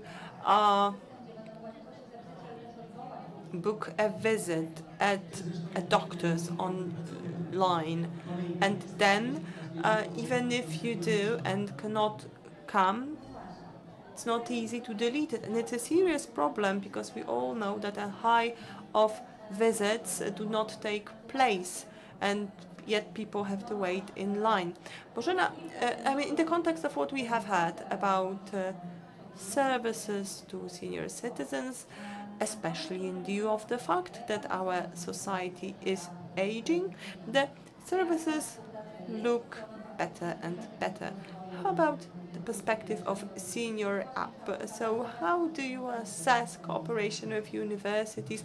Is there a chance that future services will be designed in a universal way from the very beginning? Well, we mostly focus on the city of Łódź, and we have collaborations with literally all universities, but to different degrees. The cooperation is most intense with the Łódź Medical University, because together with that university we have had a joint project under a Europe-wide project called ICA Smart. So we studied the elderly, many perspectives under the project. We also looked at a tool called Living Lab. To give you a picture, this is a place and time where scientists from the university come together, and the elderly also can form a focus group, and we analyze that. We work in working groups, and now I'm moving to the subject of designing a solution. So first we come up with ideas. So the ideas come up from the university, and we create a so-called MVP, a prototype. Then we present it to the elderly, to the focus groups, and they work on it. And they say, okay, this is okay, this button is not good, it should be moved to this side, or the font is wrong. So research and development work takes several months, and it was a really eye-opening experience. So I think it was an example of universal design, because people with disabilities have different limitations. Of course, there are different disabilities. People can have impaired vision or some tactile difficulties. So if we design apps in this way, then it is truly universal. It was very good news when you told me that design work is carried out in this way. So this is really good news. Maybe there will be more good news. Marcin, what would you say about cooperation with universities? Would you say it's good? Well, I'm not sure if it's an accident by not, or maybe it was intentional, but opposite this stage, there is actually the stand of the Mazovian Agricultural Services Center. My colleagues are there and present our results. We had a project in which we collaborated between science and local government. So together with the Warsaw University of Technology and the Institute, the Łukasiewicz Institute of Aviation, we created a mobile soil testing lab. So, an agricultural producer has an app. Via this app, in their smartphone, they can order soil tests. Then a research team comes using a spectrometer and other devices. They test the soil, and based on that, they issue a certificate to the farmer. The certificate includes information about humidity of the soil and the elements the lab found in the soil. So in other words, he knows immediately whether the soil is fertile enough to have a good yield. How much do they have to pay? It costs them nothing. The self-government pays for everything. It's a pilot project, so it only covers the Ostrołęka district, but with support from the EU Commission, we want to expand to cover the whole Mazovian voivodeship. Going back to the actual question, though, in this project, we use scientific effects, a spectrometer using the so-called NIR technology. It's near-infrared spectrometry. So what we measure is the reflection of infrared radiation passing through a soil sample. Sounds impressive. Przemysław, I don't know if you have anything to add to that, but we've moved an optimistic part of this conversation. Please tell us what is the most important achievement in the Polish digital science and accessibility field. I am the head of the Center of Knowledge Transfer, and I will answer this question from the point of view of commercialization of this research. This is a project which is, in my opinion, only developing and germinating. When I look at what my center is realizing right now, is implementing right now, I can tell you that one of the most important commercializations in Poland is important from the point of view of what Warsawians could experience. During the pandemics, the center performed the largest amount of COVID tests, for example. And I will refer to what my colleague said about forming research teams. Today, interdisciplinary teams are the most successful. This is a team when we have one IT developer, somebody from the medical university, and a psychologist is also participating. And why? Because today tools cannot be very narrowly dedicated. We cannot have narrow groups because, for example, if this is an IT tool, it cannot be addressing to young people because it will get older. It will older very fast. On one hand, we are creating products. On the other hand, we create larger and larger group of interdisciplinary teams which are creating such tools. I agree with you. Interdisciplinary team is the future of science, and it's the future of developing digital services. Now, less optimistic tone. I will come back to you, Mr. Igor. I believe that there are certain challenges right now, especially when we talk about cooperation with the commercial sector and developing services for seniors. We have private sector which wants to develop services for seniors. Senior group is very specific. It is not homogeneous, first of all. Second of all, it is a group which is difficult for us because it is difficult to reach. And when we reach this group, it's difficult to gain their trust. And when we gain this trust, it's difficult to maintain this trust. However, in the end, the loyalty of this customer is very strong.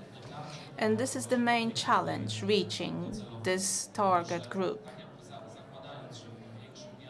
When we assume that in big cities we can reach this group quite fast, in smaller centers it is not so. We have smaller groups in terms of the number of seniors in a given community. We have technological barriers translated into the access to internet. Those exclusions are strong at certain levels. Local government's role is important. We want to go beyond these limits and those barriers. Seniors are excluded at various levels of life. I want to provide some examples.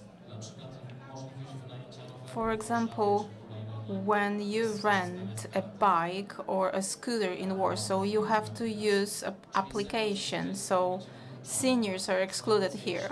If senior wants to go to a cinema or a theater, he or she is also excluded because tickets are sold on the internet, for example. So how can we include seniors and how can we make their life easier in every aspect of this life? Now we have a question to Mr. Marcin. We have local government, we have seniors, we have certain centers in Mazovia. Do you foresee some sort of inclusion of services to improve this situation? Yes, it is already happening, and my colleague has already said so. Trainings are very important because this group encounters certain technological barriers. There is a problem with trust to modern technology. So we organize soft projects improving digital competences of seniors. Recently, we paid attention to cybersecurity area because there are certain abuse taking place there. We also implement projects addressed to seniors, but also to the other group. We have an example of such a group. There is the regional digital platform, Culture in Mazovia region. Thanks to this platform, we can have a virtual walk in certain centers of culture in the Mazovia voivodeship. So you can have such a virtual walk in virtual reality goggles and on the computer. Maybe it will sound a bit pessimist, but I want to address it to Mr. Tomasz. I would like you to refer to the health services. We are discussing applications here, and you talked a lot about seniors, so let's look at seniors' applications and health. When we look at seniors and how they cooperate with applications, we have to remember several things. First of all, it is a permanent underfinancing of a state health system. Private entities, excluding NGOs, are not charity organizations. They want to have profit. And this cooperation is subject to numerous restrictions and limitations, especially due to the fact that medical data are vulnerable data, and patients can't get access to platforms when they have... we have such applications, but there are certain limitations in terms of what can we offer as access to data? You also asked about how to reach seniors. Well, I have good experience. I live in Nadarzyn. It is 30 kilometers away from Warsaw Center, and we have Nadarzyn Culture Center. It's very good, very robust, and there is also the University of Third Age there, and I am a participant and a lecturer at this university. And right now we can see that this type of centers, culture centers, libraries, these are the centers when you can reach seniors. Lots of good projects were launched there, and local libraries and school libraries were the centers of education. In Warsaw, there's over 40 universities operating. And the University of Third Age offered lectures in architecture. It was for amateurs. The lecture was delivered by the faculty of the University of Technology in Warsaw. Lecturers gained only personal satisfaction, and participants were attending it only for their own benefit. But in order to get enrolled to such a lecture, you had to wait 1 year and a half. It was so popular. So there are areas, there are methods which operate well, and this is the way you can reach seniors. Last question, because our time's up. Ladies and gentlemen, we have already discussed this topic for half an hour, and artificial intelligence was not mentioned. I would like Mr. Przemysław, what research can support us in developing such services? And I believe this is going to be the last question in this panel. I think it's difficult to find any domain of life or any domain of industry where artificial intelligence is not present. We started with digitization, now we have artificial intelligence, and we might say that this is the highest level right now. And if we were to see services addressed to people, to seniors and non-senior, I would list such areas as communication, security, education. And why? Because right now we live in digital world. This is a digital world which guarantees better life on the condition that proper regulations are introduced. Right now, the European Union is doing its best to introduce certain regulations. On the other hand, we might have the pill box, which is going to inform us when to take a pill. There's one more example. We wanted to be prepared as something attractive for millennials. So we are preparing things for millennials, but we wanted to be adopted to seniors. For example, smart house. We need to provide adequate modules to the smart house in order to inform 911 that somebody in the house has fallen down, has slipped and is laying on the floor, cannot stand up. Long time ago, we would say at the side of a computer that we still have this old typer, and it's not necessary. But right now we know that we cannot do without artificial intelligence. This is our future. Ladies and gentlemen, today we have learned a lot about what is happening right now and what our future will look like. I would like to thank my panelists for their fantastic information. I would like to thank Tomasz Kulisiewicz, co-founder and expert of the Digital State Studies Center, Mr. Marcin Pawlak, Director of the Department of Digitization, Geodesy and Cartography of the Marshal's Office of the Mazowian Voivodeship in Warsaw, Senior Up Mr. Marczak, and Professor Przemysław Dubel, University of Warsaw Technology and Knowledge Transfer Center. Thank you very much for your presence at this panel. I would like to also thank PhD Dr. Karolina Małagocka from Koźmiński University, Leon Koźmiński University, for moderating this panel. Ladies and gentlemen, it was a debate titled Digital Opportunities Using the Potential of Remote Services. We should change using into applying. Application of the potential of remote services. I hope that you will benefit from the opportunities offered by the 14th edition of Mazovia Development Forum. In front of the entrance to this building, there is still mobile capsule of sense testing. The World Hearing Center brought it here today, and we encourage you to take part in such a medical test because the capacities of this device is immense, and it can help us to gain the knowledge concerning prevention for our own health.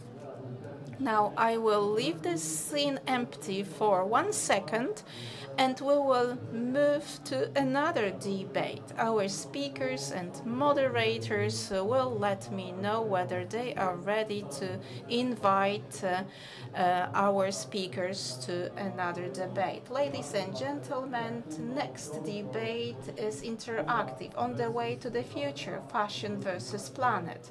The organizer of this debate is the strategic partner, the Copernicus Science Center. Ladies and gentlemen, it is my great pleasure to invite Magdalena Ascher to the scene from the Copernicus Science Center. She is the head of the Educational Solutions Department. The floor is yours. Thank you very much for your presence, for accepting our invitation. Ladies and gentlemen, I'd like to invite our experts. Joanna Szabuńko, co-founder from Buy Responsibly Foundation. Krystian Kopeć, chairman of the Youth Council of the Żoliborz district and the councillor of the Youth District of the capital city of Warsaw. The floor is yours here. I also live in the Żoliborz district, and it is my great pleasure to welcome you here. Now, Emilia Pilch and Mikołaj Błaszczyk, members of Ecologia social project, which was awarded twice as one of the best projects in Poland implemented as part of the Zwolnieni z Teorii Olympics. Thank you very much for accepting our invitation, and I wish you a fruitful debate. Thank you very much. We would like to welcome you very warmly on our behalf and on behalf of our experts. We are going to talk fashion today. In a minute, we are also going to encourage you to participate in our event. Your participation will take the form of voting, inspiring us for further debate. Why are we going to discuss fashion today? Fashion versus planet. This is a subject which is close to everybody's heart. Every person goes to a shop and purchases clothes or gets those clothes from somewhere. These are our daily choices. Those choices depend on us in a way. And fashion industry has a large share in all sorts of events concerning our planet. We are going to discuss it with our experts in a minute. I will move on to the core of the subject, but before we start, I'd like to tell you a little bit about our voting. We are going to use multimedia tool, and you have the QR code here. I will talk a little bit longer right now. Our colleague Kamil is also showing this QR code to you. During questions, he will also go around you and among you so that you can scan this QR code. Right now, you can see the same thing as at the screen, but with time, you will see questions, and I want to ask you for responses. Have you already scanned the QR code? Has everybody got it? Questions are going to be diversified. You will be able to answer yes or no. I think that it's all concerning this tool, and now we can move to the first question. What do you associate most with sustainable fashion? You can provide one answer here, but please take the one that you associate most with sustainable fashion. We have first answers.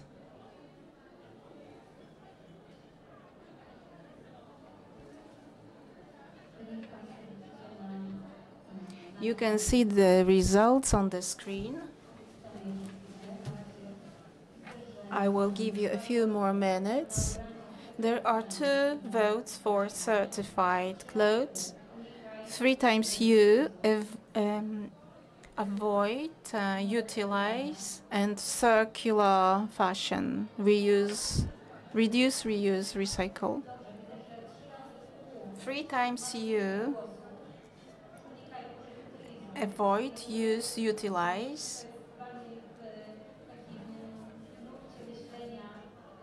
So it's AUU, so it goes within the trend we have right now.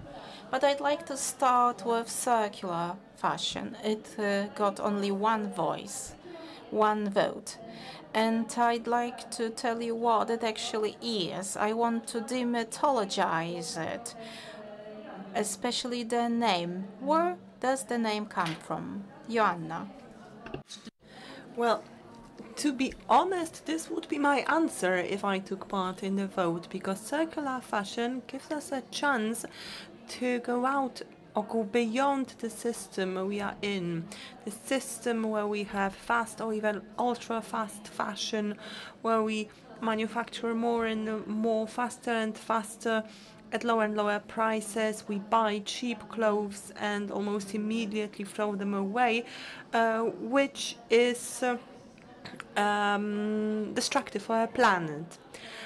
Circular fashion, as the name suggests, tries to close a circle, and it involves reflection at every stage, starting from design, so that clothes are manufactured in a way that's responsible from the point of view of our planet. Nowadays, it is just 1% of clothes that is reused or reprocessed to be worn again. So I do feel very strongly about that. I'm convinced that we need a circular solution. You also mentioned there are also a few votes for certificates. So until a sustainable system is introduced, I think certificates are a good temporary solution.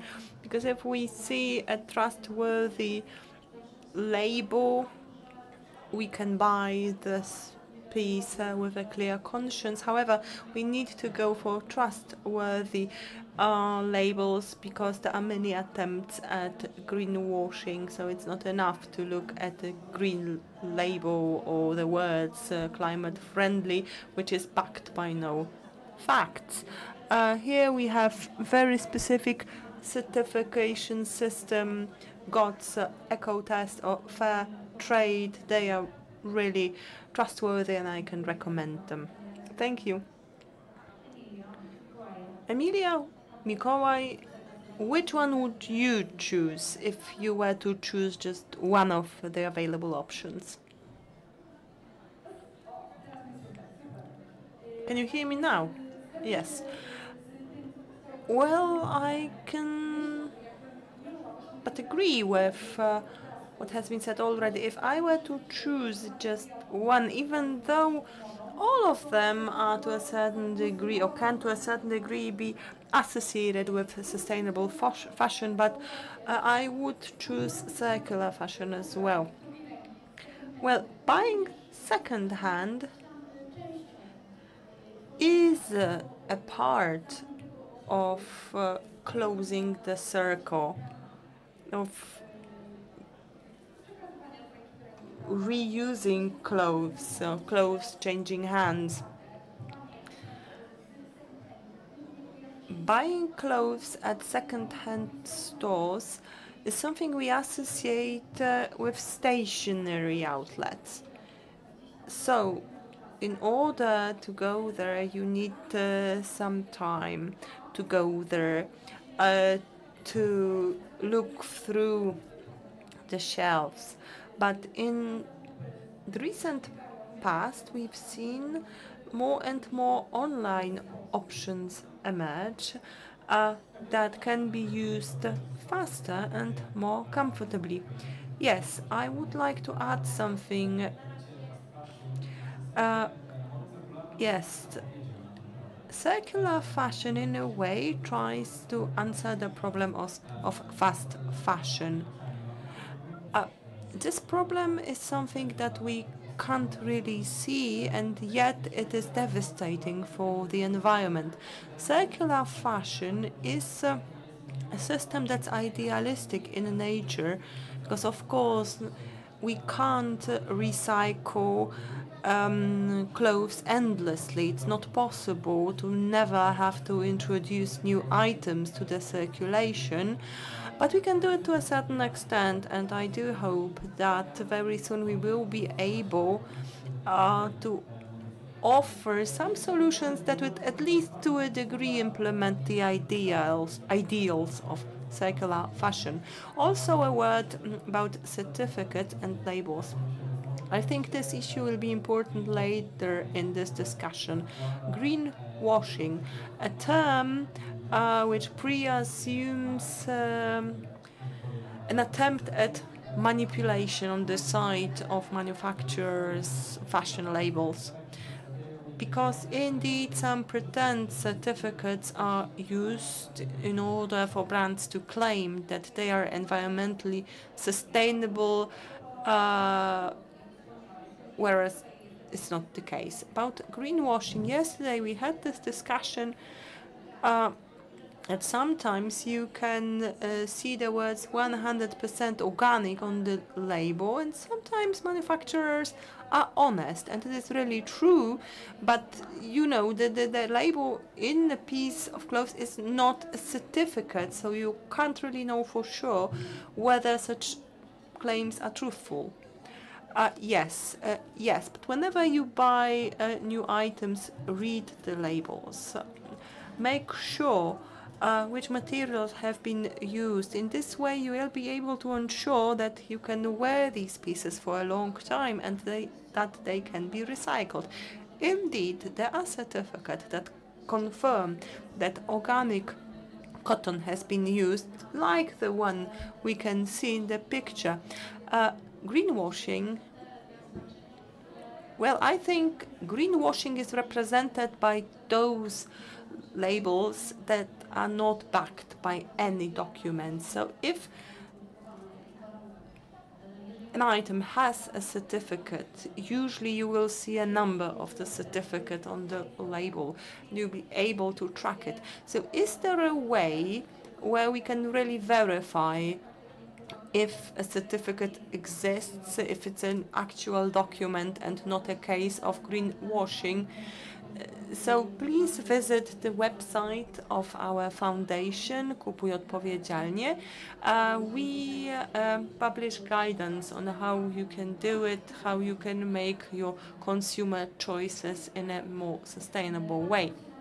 Christian, now looking at the results of our vote, how would you comment on it? Well, I think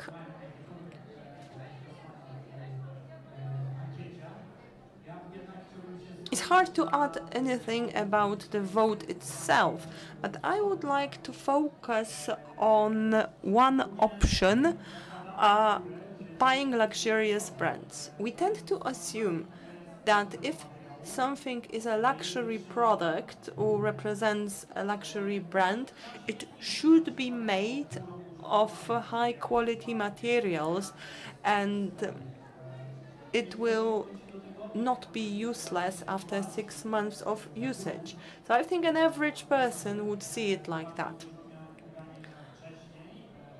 Personally, I remember that in the past I used to wear cheap clothes. Okay, I was a kid, so kids run around, play, they fall, and it's normal for clothes to get broken sometimes. They can't be repaired. Luxury brands, well, I did make some positive experiences with more expensive brands. These jeans, I've worn them for 4 years now and they are still okay. But sometimes it's not a direct connection. Sometimes the price is excessive and does not really represent high quality because you don't pay for high quality material just for brand. I would like to argue against that to a certain extent. Indeed, some luxury brands do use high quality materials, but they also operate as part of the fast fashion system. So it is a great burden on the environment and also on the labor force that has to manufacture them. And also luxury brands manufacture a lot of clothes from polyester, which can hardly be recycled. I think further in the discussion we will try to go deeper into these issues. Now, let me say the following. If you are a consumer and want to buy responsibly, you want to go clothes shopping, you need to do a lot of research to make a responsible decision. So the next question we would like the audience to answer is not actually a question, it's a proposition. What do you think about the following sentence? Clothes are simply too cheap. Do you agree or not? Clothes are too cheap.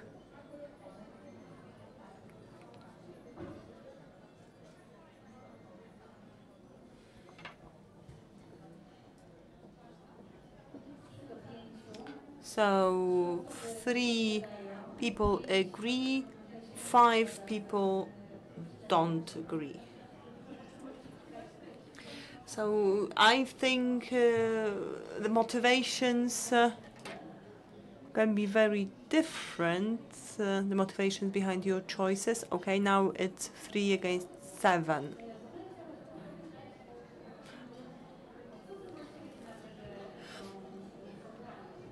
What does it mean that clothes are cheap? Emilia and Mikołaj, why don't you begin?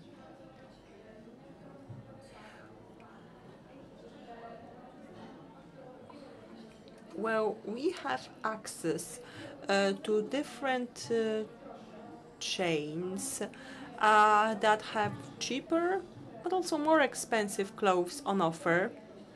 But let's look at the cheaper brands that offer low quality clothes.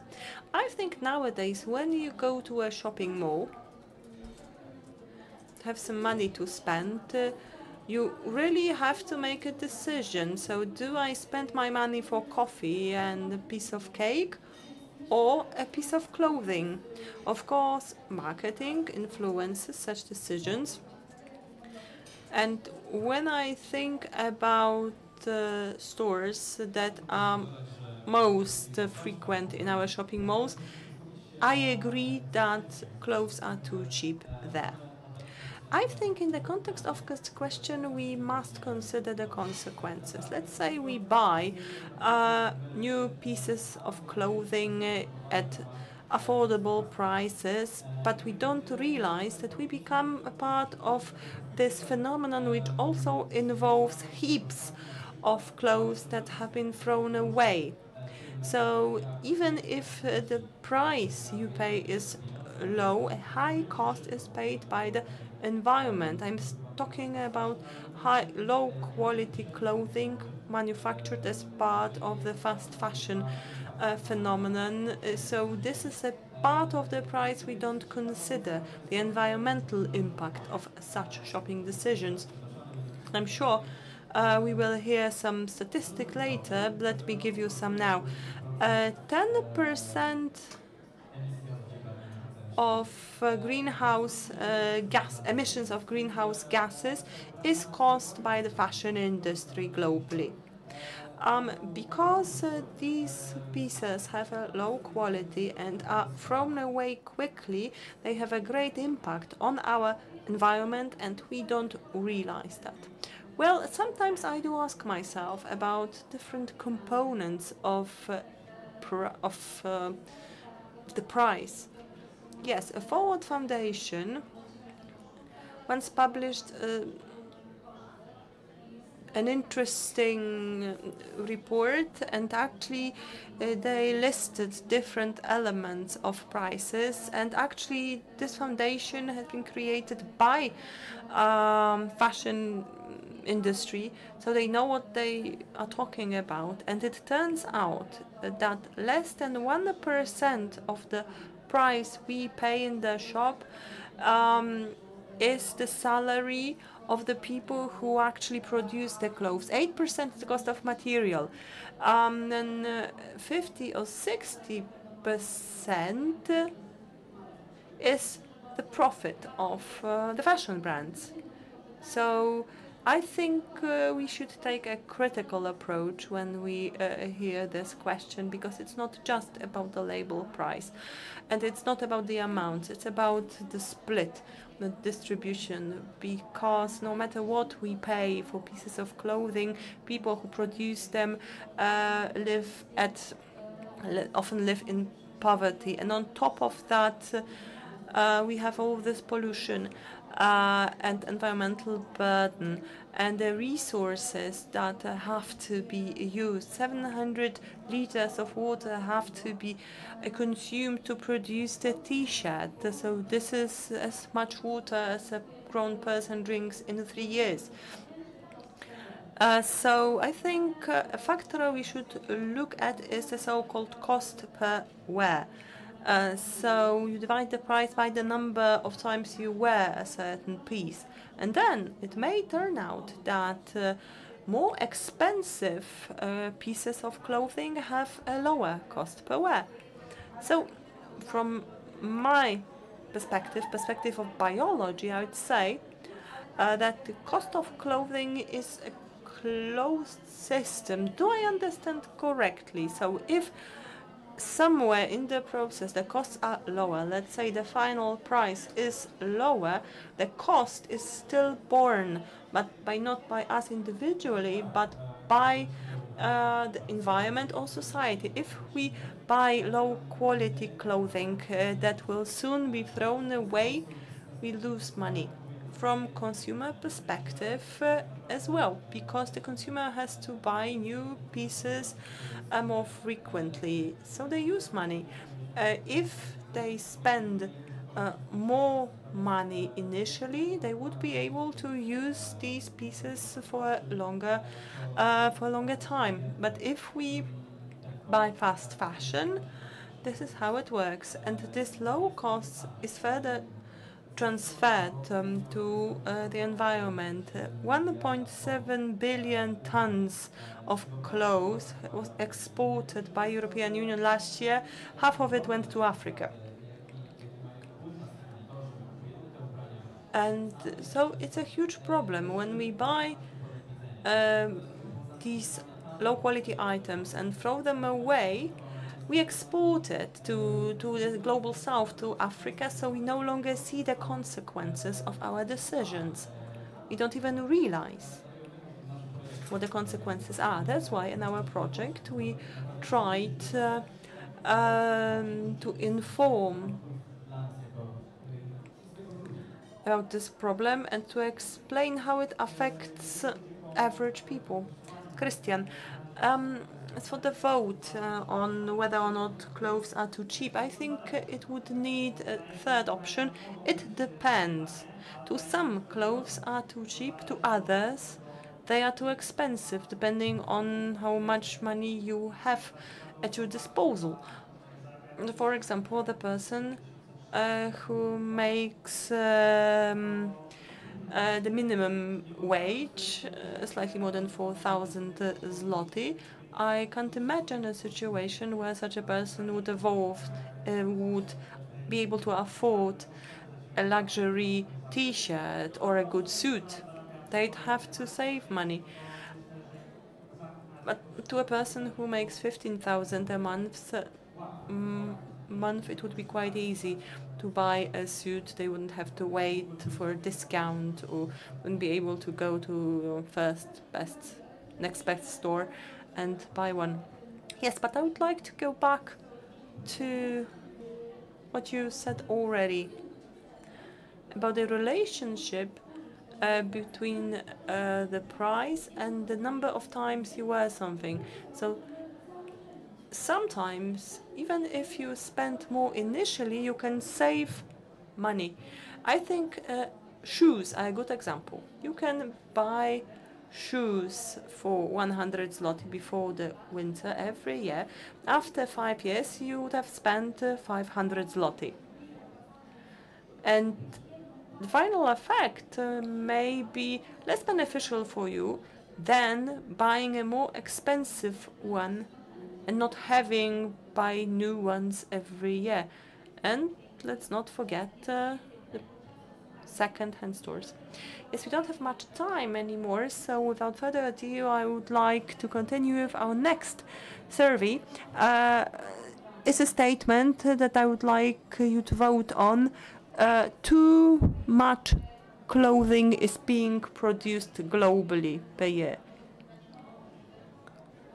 So perhaps we should produce less. Do you agree? Maybe you disagree. I will still give you some time. 6 people agree with this sentence, 8. And none disagree. Okay, so it's 10-0. So yes, we produce a lot of clothes. It has been said very clearly already, but I would like to ask you to comment. Christian, would you like to begin? Well, in general, I have to agree with the audience. I too believe that too much clothing is produced globally. A good example, good practical example is to have a walk and go to a clothes shop. Such shops are full. I have never seen a situation where such shop would be half empty. And I was forever wondering whether people are not buying enough clothes, or maybe their warehouses are so full, so they have products to put on the shelves. But I believe that too much clothes is being produced. Yes, that's true. There are so many clothes in those shops, and not all is sold. Sometimes even new clothes with cloth tags are dumped in landfills. I will ask the question concerning what a lot means, because everybody has a different definition of this. And what is the indicator that we produce a lot of clothes? So I will present it in a certain perspective. Around 100 up to 800 billion items of clothes are being produced yearly. And around 50% of clothes we have is being thrown away. Average citizen throws 50% of the clothes he has per year. So we assume that if we don't use a given cloth, or we haven't been using it for a certain time, it should be thrown away, and it lands in a landfill. Sometimes those clothes are new. And during last 20 years, the sale of clothes, and the production of clothes, which was dictated by the sale of clothes, it grew twice during last 20 years. According to the EU estimates, it will grow by 60% up to 2050. And soon we are going to be under a wave of clothes which are not recycled, because only 1% of them is being fully recycled. The rest of this is exported or dumped into the global south countries. So we produce too much clothes, and we are going to produce even more, because people are not aware of this threat. I agree with what has been said here. The amount of waste is the most important indicator showing us that there is too many pieces of clothes. and have lots of this production goes to a landfill or to the thermal waste processing plants. These are clothes that we also throw away because we bought it under some emotional decision, or maybe they are of poor quality or they are not of good enough quality anymore. And changing these clothes into waste is an enormous cost for the environment. Landfills are usually located in the global south countries. Quite often, those countries do not have adequate technology to process this waste.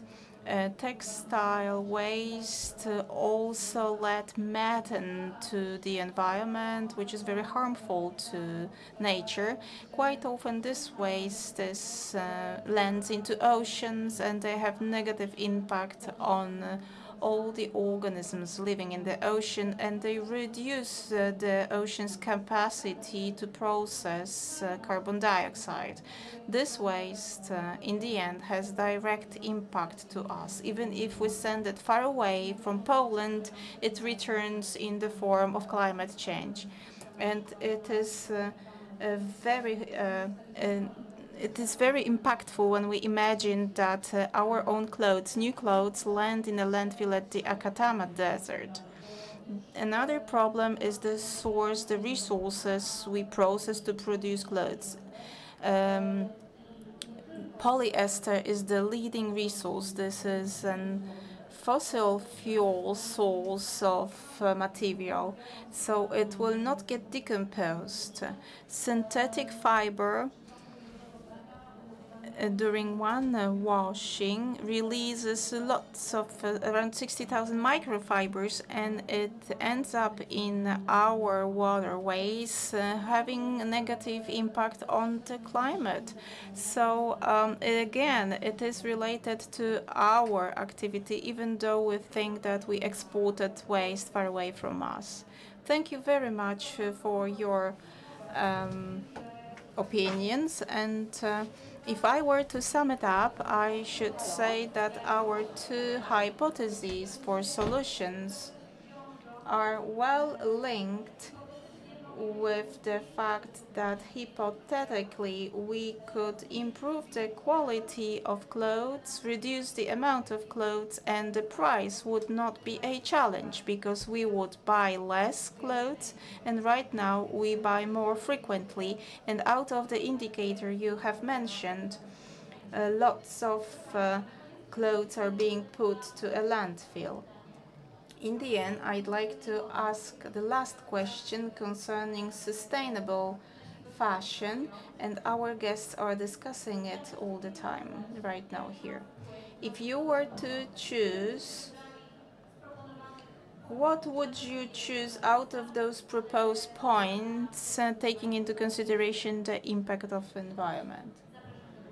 What is my impact on sustainable fashion?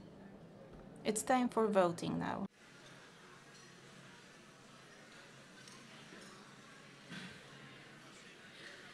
Mamy oddanych 6 głosów. 2.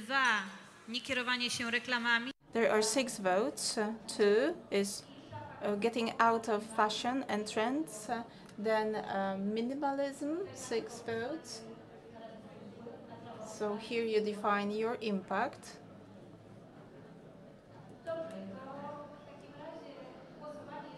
Now the voting. If somebody wants to vote, you can give your vote, and here we can see minimalism as the leading tendency here. And I'd like to ask you for your well-informed vote in voting. Joanna, I would like to direct this question to you. Systemic change. When we talk about systemic change, could you tell us where is the space where we have certain impact and where is the system that should be organized? The question is very good. Are we capable to have a certain impact on our in our everyday lives? We can have better consumer choices. And we can even see that they are more natural to us. And I have the impression that this situation and negative impact of fashion industry on our planet will not change unless we change the system of ultra-fast fashion. We have 1,000 new models on Chinese platforms every day and 50 new models in our shops, our chain shops. And without changing this situation, we won't change anything because, and now voting is important because governments and the European Union are the bodies that are preparing law thanks to which they can impose such a change on the fashion actors, especially on them. So we should have our own daily choices in our everyday life, but we also need large systemic change taking place at the level of legal provisions. Mikołaj, Emilia. I would like to add in short concerning the well-informed voting. The only element we can add to introduce general changes which could be efficient and effective on the global scale is that I want to say that when we vote, we should pick somebody for whom this subject is important. Thanks to this, we can have pressure of those fashion giants. I can see that minimalism and the capsule wardrobe got the largest amount of votes. So what is it? Yes, I can describe this capsule wardrobe. First of all, we want to have small amount of clothes in the capsule wardrobe. At the same time, we want to have the amount of clothes that is sufficient for us. Second of all, clothes should be of good quality so that it lasts a long time. And we should buy clothes which are not purchased according to fashion. They have to be bought according to what we like. For example, clothes with tiny, specially made holes in them. They were very fashionable a few years ago, and right now nobody is wearing them.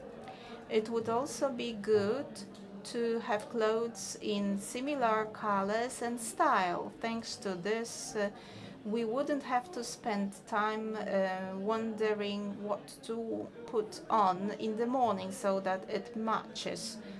It would facilitate our daily choices. Christian? Well, I just want to look at what hasn't been mentioned. We haven't mentioned going away of tendencies, going out of the influence of fashion, and it is a very important subject. My experience is that when I go to the shop, I want to buy something, for example, shoes. But in a given shop, I'm going to have a rebate. When I buy 2 pieces of clothes, I'll get the third one free. And it's very tempting. However, I still think that I do have lots of shoes. I just want to have one additional pair, and I don't need 3 t-shirts. I want one. So when I go to the shop, I go and purchase the thing I need to purchase, and I'm not looking at anything else. I encourage you also to use another method. If you're interested in a given clothes that you saw in a shop, wait for 7 more days, and if you're still interested in the shop, it's worth buying it. And if not, then it meant that it would have been a decision taken under the influence of emotional decision. We live in a world where consumptionism is widespread, and we buy what we want. And I think that it's good to protest against such commercialization. We can go against it. Social media create unrealistic standards and images of what other people can have. People who present themselves in social media do not do it in a realistic, perfect way, and they want this image of abundance spread around. And Christian said that right now we are not buying out of need, we're buying for pleasure. We're buying only to have some things, not necessarily to use them later on. So we should fight for a more sustainable fashion market, and we should go against advertisements. We should move from consumptionism to minimalism, and we should become aware that we do not need it, in fact. And the truth is that the things that we have bought are not those that we need. Because if we buy something, we are happy, but only for a while, and soon we are going to dump them because the quality is very low. Thank you very much, and our time is up. I believe that we could talk a lot about this subject because every component we touched on was important. Ladies and gentlemen, I think that you received lots of inspiration today, and I believe that always when we decide whether to buy or not to buy, we will remember Asia's advice saying, do not buy. And I hope that we will remember what was said here, and we will go against this instantaneous happiness of purchase, which doesn't last long. Thank you very much for your participation in our debate. So I would like to thank once again our fantastic moderator from the Copernicus Science Center, Ms. Magdalena Asher was the moderator. Thank you very much.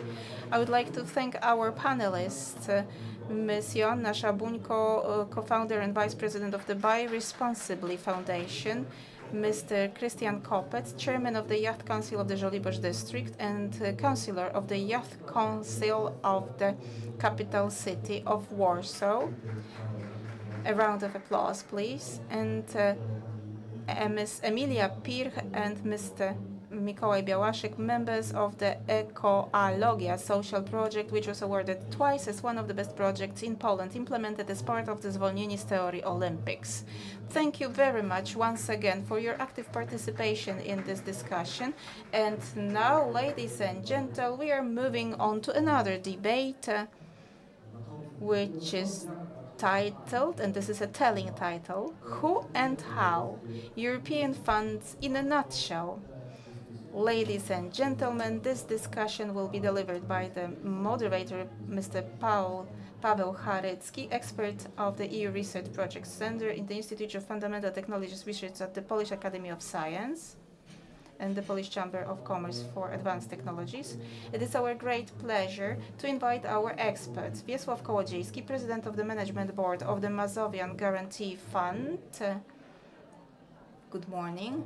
Mr. Jakub Bilnik, President of the Management Board of the Mazovian Regional Loan Fund.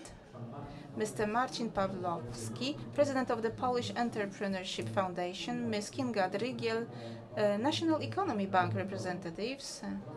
And Marta Skuza, specialist at the European Funds Information Point, Mazovian Unit for the implementation of EU programs implementation. Good morning, ladies and gentlemen. My name is Paweł Charycki, and apart from the fact that I worked in the Polish Chamber of Commerce of Advanced Technologies at the Polish Academy of Science, I also work in the Polish Academy of Science, and we implement a series of EU projects, for example, innovation. When we support innovation among entrepreneurs, there's also horizontal contact point, Horizontal Poland, when we support participation of companies in the Horizontal Europe program. So we focus in our work on IT services. Our speakers today represent various sites. They are various parties of those European funds and their implementation. When we think about the European funds, it is always synergy. It's not one fund, it's a synergy of various funds and various projects. And the thesis, the question asked who and how, it was supposed to be also my thesis, but I would like to start with a tiny element. When we have been preparing for this debate, one speaker defined the problem. attractiveness of financial means. Should it be the incentive, the magnet for entrepreneurs? Is it true? Are European funds attractive for entrepreneurs, and why enterprises can use them? This thesis was put by Mr. Pawłowski, and I'd like to have him answer this question last, so I'd like to start with Ms. Marta. European funds, are they attractive for entrepreneurs? And if not, then why are they not using them? Or why are they using them? European funds for entrepreneurs.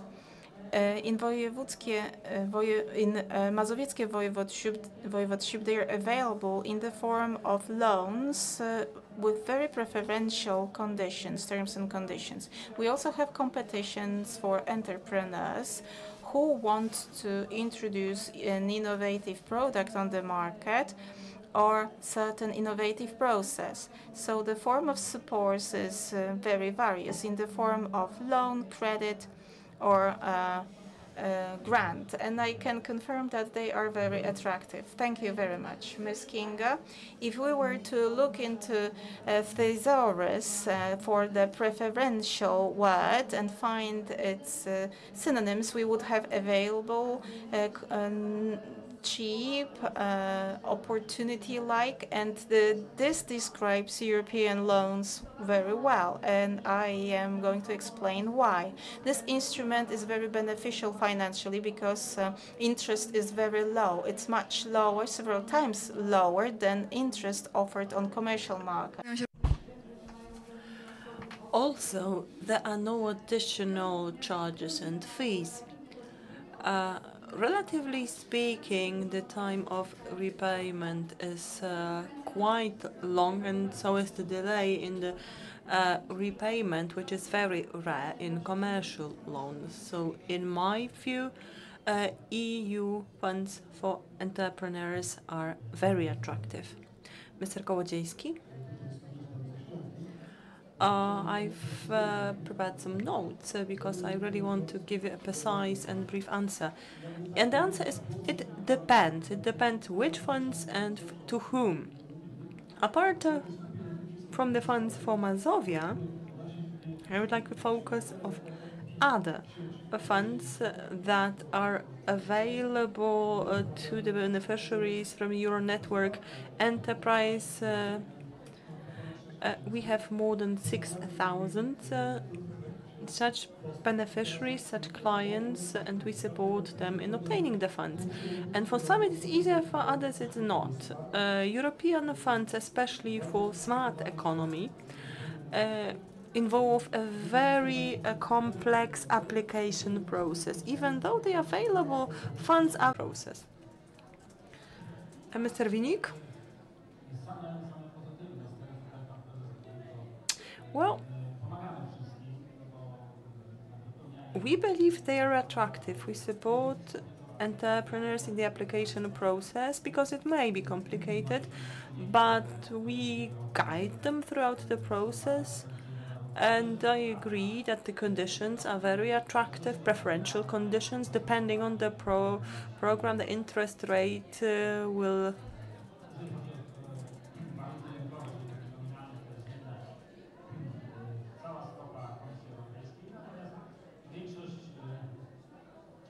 are attractive compared to the market conditions. It's just one half or 1/4 of the European Commission's rate. And also there are no additional charges or fees. So indeed, European funds are very attractive. Recently, development loans for SMEs was introduced and applications flooded in, which is the best proof of attractivity of these funds. By definition, they are targeted at SMEs because we realize that it is in small and medium-sized enterprises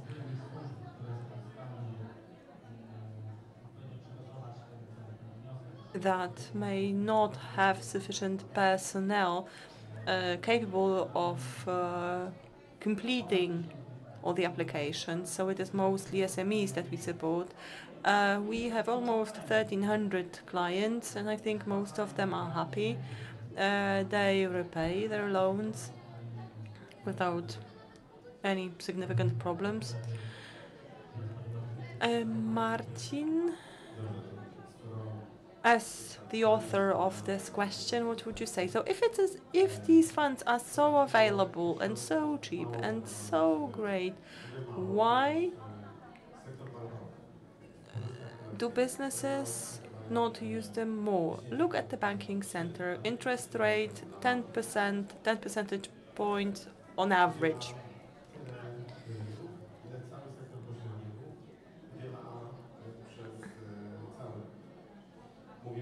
And yet SMEs take up much more commercial loans than those from EU funds. Together with BGK, the loans we grant constitute 2 or 3% of the value of loans granted by the banks, despite significant differences in the interest rate. So I think we still need to do something in order to attract more beneficiaries. From the perspective of the operator of the EU funds, the largest operator of EU funds on the Polish market, I have to say the money is attractive, but it is difficult as well. Well, attractivity, you've heard already, the interest rate is essential. This is what draws clients to us. There are more interested parties than funds. But as regards complexity of the process, as regards the supported objectives and the fact that in 90% we need to meet with the applicants in person, we can't do it online, which is an additional burden, and it considerably reduces the attractiveness of these funds. Yes, of course, it is partly good by the market, but I would like to appeal to everyone in our sector, including BGK, let's improve availability of and attractivity of these funds also by improving accessibility. In financial terms, these funds are very attractive, I agree, but the whole process of accessing these funds reduces the level of attractiveness. Especially that these loans are not granted for any purpose. They are supposed to shape the market to a certain degree and guide businesses to certain predefined axis of development. So it becomes very complex.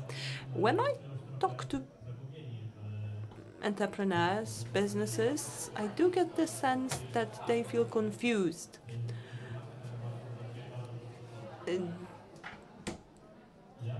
Information is available, but it is not available in one place. The barrier of entry is quite high. What would you suggest should be done to make it easier for entrepreneurs so that they can really apply on their own without needing external support? Is it even possible, or will they always need some support services? You know, this market is changing, and there are many specialized entities on the market, entities that support entrepreneurs. They know very well how to apply for loans, for grants, for targeted funds. Of course, this support is not free of charge. They have to pay a fee to such consulting companies, but thanks to their support, even the smallest businesses can apply for EU funds, and this is very, very important. And yet, there is still a lot we have to do internally, so that the number of businesses that receives funds is higher.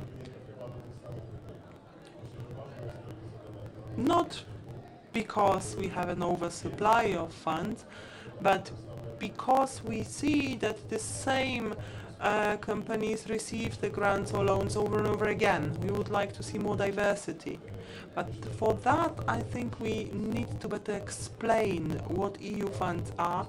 We need to better explain that they are accessible to everyone, especially in certain specialized disciplines.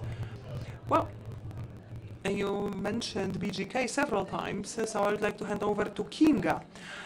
Yes, I think you are right. Sometimes the application process is very complex. Sometimes the process itself is not that complex, but the language that we use, they sound difficult. The funds for digitization, etc. There are also funds for business development or improvement of services or perfecting one's business model. Sometimes I think the difficulty lies in the difficult language that they find in the applications or even on the websites of BGK or our partners. Because if you look at it deeply, the funds are accessible, especially with the support of a supporting entity, an agent. And also, if there are any questions on the part of applicants, I'm sure you will confirm that our partners are really supportive. Of course, I confirm.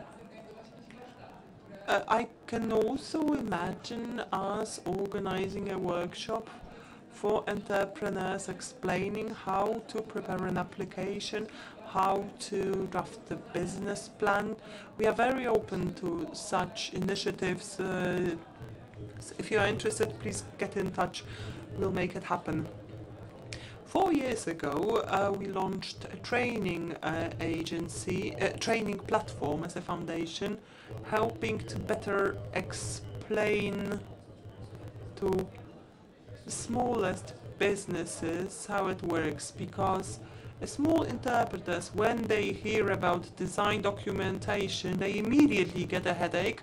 They feel they are in some sort of government institution and not an entity that is supposed to support them. Now, how about loans?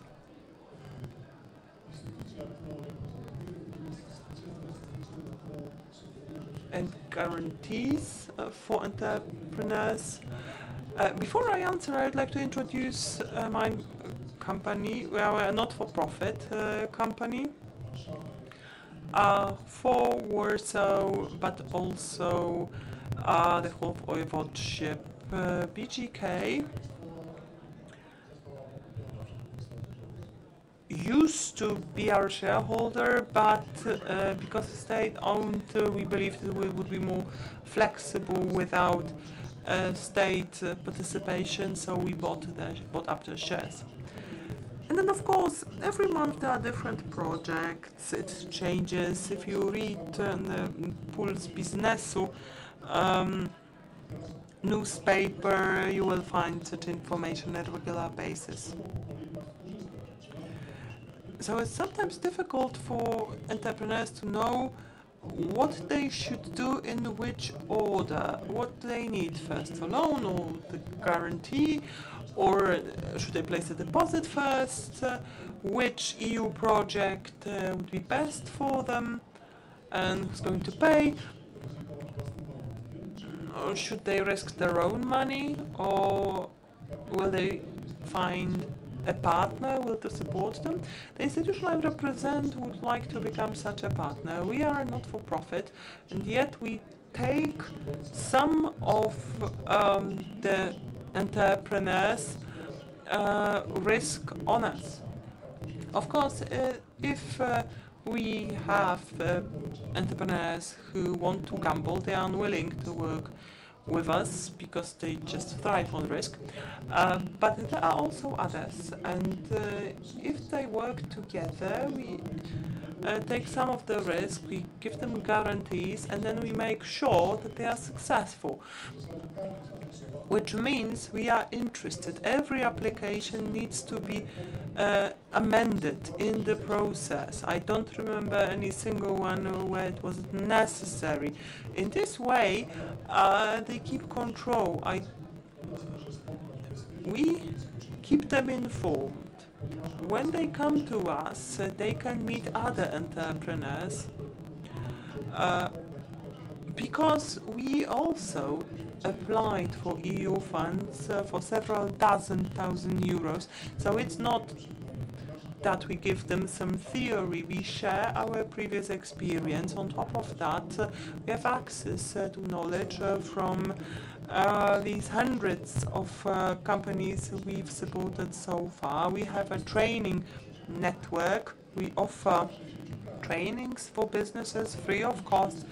It's an international program with 5,000 experts operating in many countries. So through us, even the smallest businesses can have access to expertise that's normally not available to them. So any company not interested in such knowledge run the risk of losing their competitive edge. I'd like to comment. I think our voivodeship has developed a complementary system between different institutions. So institutions that offer loans and those who offer guarantees.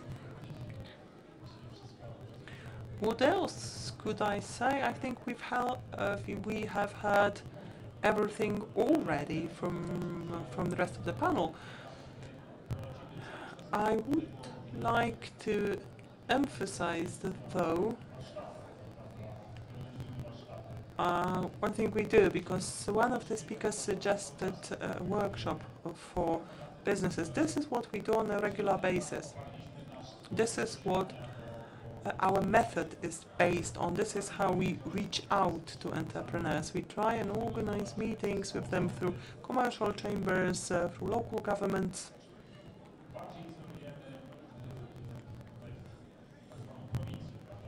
And our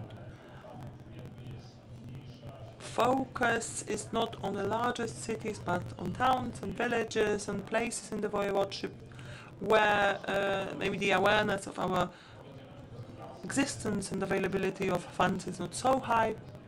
So we visit, we have a presentation. It's usually connected to some local occasion, some event organized by the local government. Try to support the enterprises. With some local governments, we've agreed that on a regular basis, say once a month, someone from our institution visits their town and they offer a room, a conference room, for example, and they invite entrepreneurs. If they're interested, they can come and we inform them about the available options, about possible support, and it's an ongoing work. So it's not a campaign that we do every now and then, but this is something we do on a daily basis. This is our daily bread, in our words. So I would like to add to that. As regards this more provincial parts of the voivodeship, the BGK decided to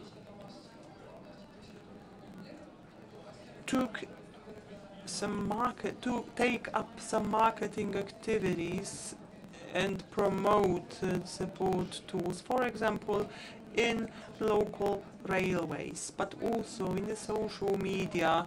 We try to make sure that enterprises throughout the voivodeship, including outside of big cities, are kept informed. It's a very precious initiative, but we still feel that the level of awareness is not high enough.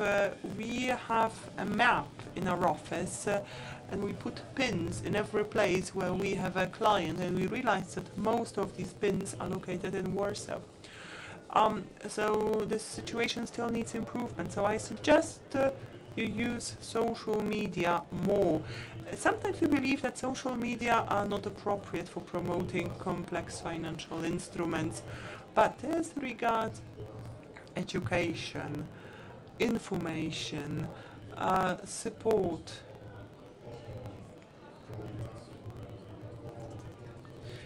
this is something you can easily communicate, and you can use these platforms trying to start interaction with businesses. Wsparcie, wsparcie, this is a tool we have, support. It is a loan, and up to 1/3 of the loan does not have to be repaid in certain conditions. We promote it via social media, and many enterprises contact us, start an interaction because they have found out about us in social media. So it's a great opportunity. I think we should take it and try and translate difficult EU language into simple phrases, and then we will see more companies apply. Yes, raising awareness through promotion, among other things. I think in Warsaw, companies are used to such events, are used to support, etc. In general, when we look at voivodeships, we feel that the level of reception of certain programs is high, but then if you look at the details, it realized that most of the applicants come from Warsaw anyway, and we see how much progress can be made if we go to different cities, to towns, and inform them. So the information points or information offices for EU funds distributed all over the voivodeship are particularly beneficial. Marta, who could be the main beneficiary, which companies of such support?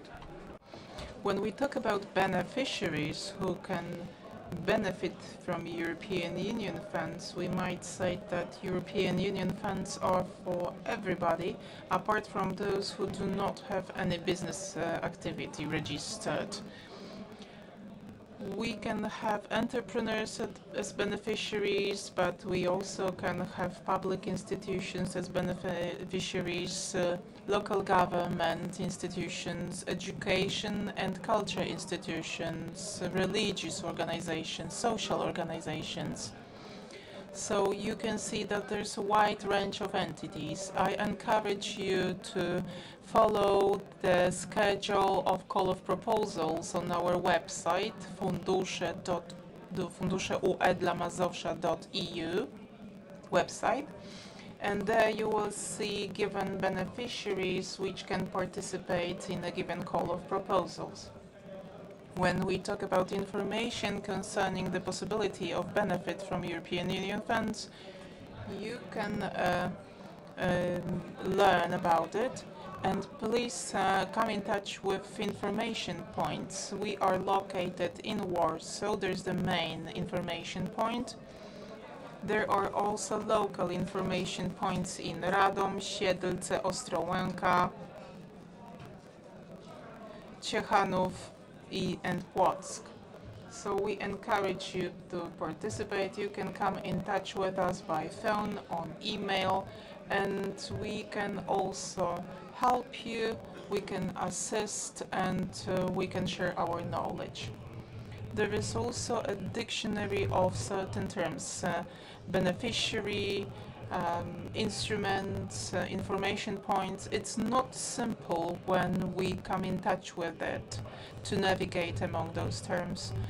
Please tell us what are the most efficient methods of reaching for beneficiaries apart from social media. So what is the method to reach out to people from outside Warsaw especially? First of all, these are face-to-face meetings with potential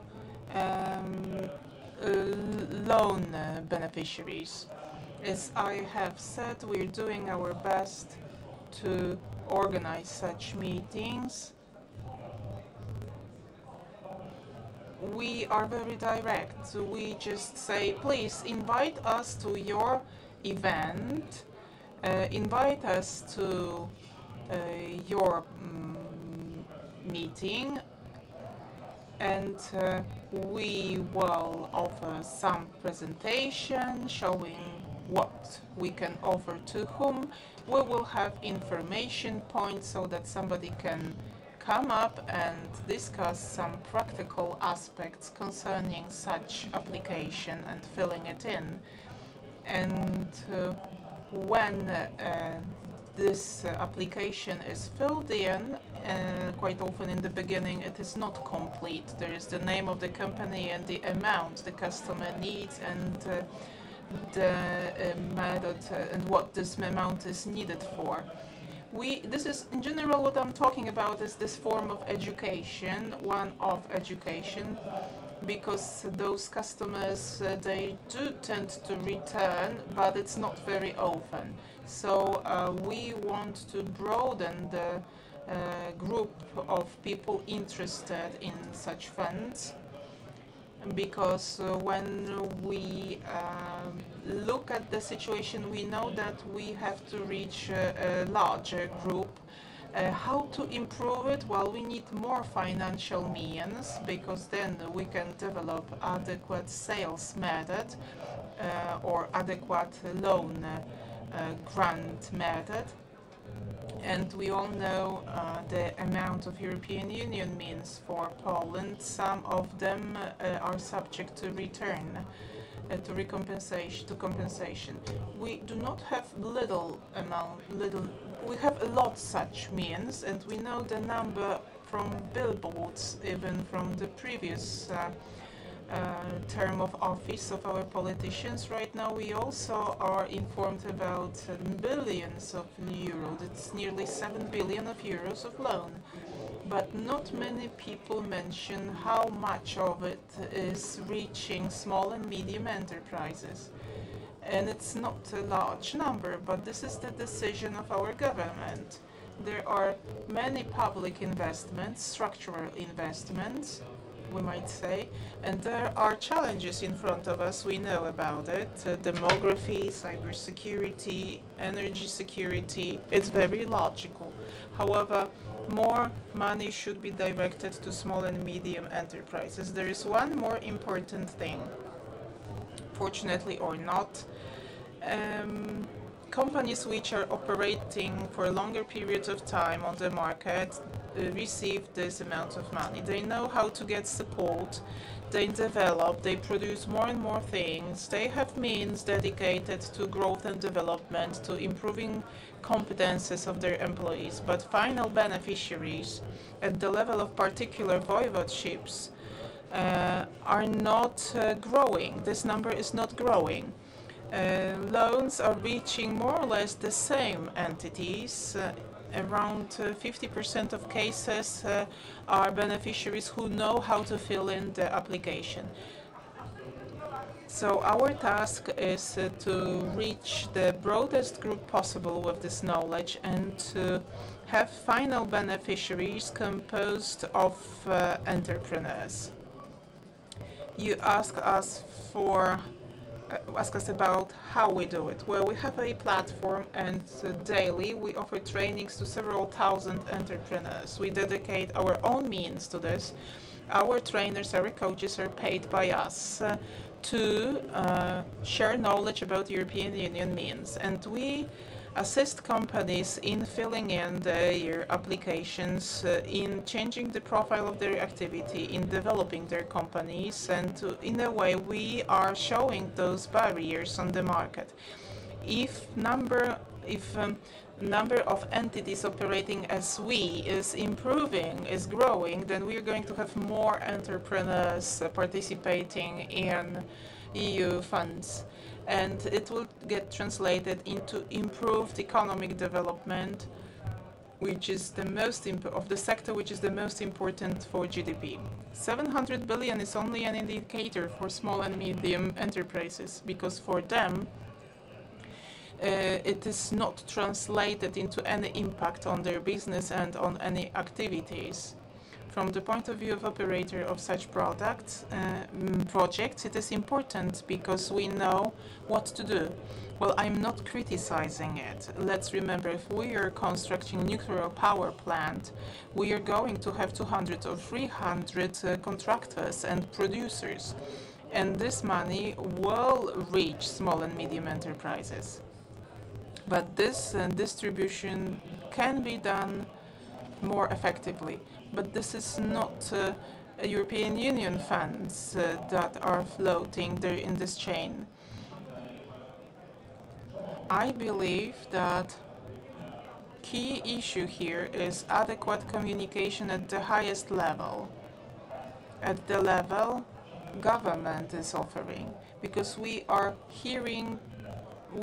constantly being told about means from KPO, and these are means mainly for large companies. I don't know if everybody is aware that such financial means are means for huge projects. Small and medium enterprises are not implementing such big projects. The KPO is Reconstruction and Resilience Facility. Those means are right now available. We are operator of those means. And in this Warsaw region, we also have TISA operator. These are support means, assistance means for hospitality sector.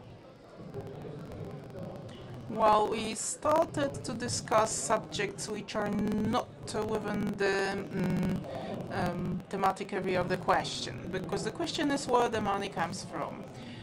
We operate in a bit different way. Some time ago, we used to work through banks, because even if the customer heard from us that we can offer warranty, bank would not necessarily send the customer to us. The situation has changed. We have changed the name, and we have changed the way the fund is operating. Right now, this is the warranty fund. These are contract guarantee funds, and we do not have to do our best to get some money, because we get money from our shareholders, and this money is working in our fund. So we do not give the money to anybody else, and our 10 million can operate as 30 minutes. The money is on the bank account, and we offer guarantees to employees to reduce loan operations. Thanks to our guarantees, their loans are cheaper, because we warrant one-to-one currency. So local government is a very credible guarantee for such projects. We have contracts signed with several dozen banks. We are a partner, and we are a very special company, and we should be noticed, because thanks to such companies as us, business is developing worldwide. And if somebody uses such guarantee in Czech Republic or Germany, the entity is more competitive. Banks are also on the war concerning competitiveness. You can see how it is all functioning when we construct motorways. Polish companies tend to disappear, and we are offering support to Polish companies. I have already noticed that when we notice certain gap which can be enriched from the marketing point of view, we're doing it. We also have an employee who is traveling around Poland, visiting employees, visiting entrepreneurs. He is explaining how to fill in documents, how to provide financial means. We are supporting our financial partners in distributing those means. We also noticed that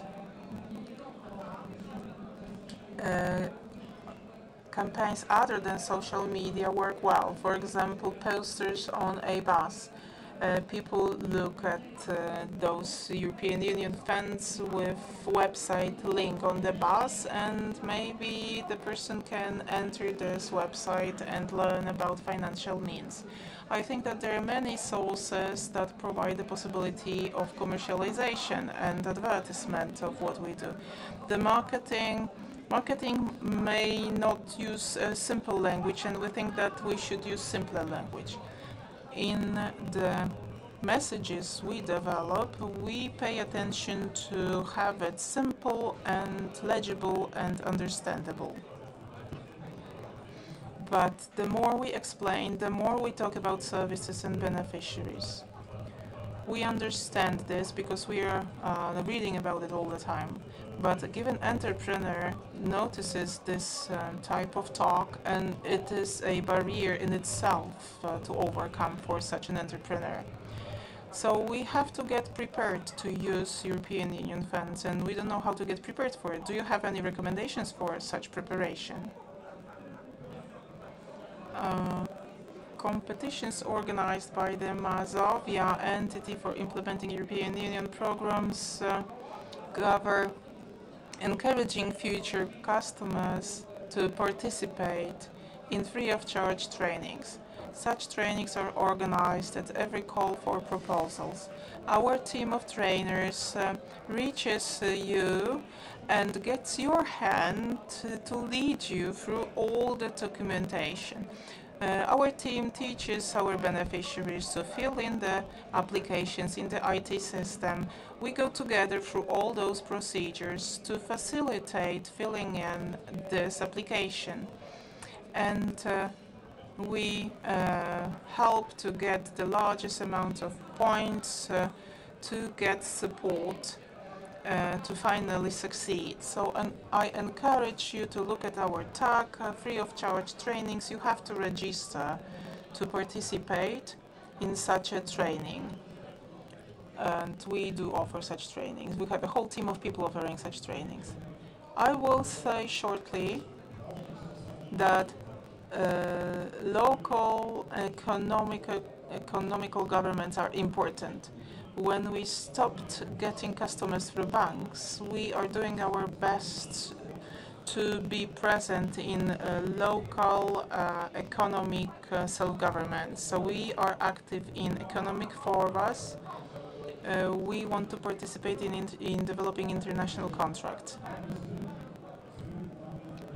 So from the market, we get information about what is necessary. And thanks to such institutions as the Mazovian Guarantee Fund or the Regional Loan Fund, oh, I'm sorry, the Polish name was not obvious, the voivodeship knows what kind of problems are there on the market, because we have access to entrepreneurs, not through the poll, not through the questionnaires, but directly, and we know where the biggest problems are. This information later on is used for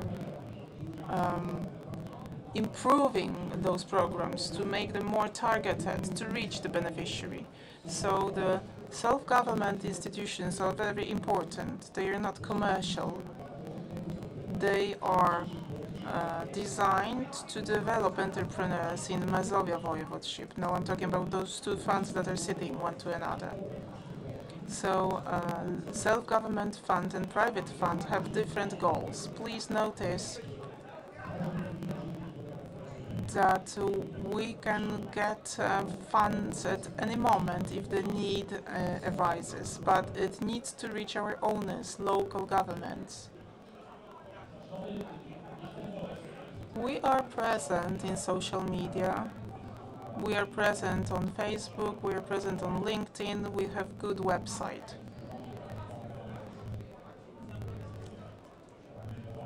We have so-called upgrading of our offer, and it's very generic.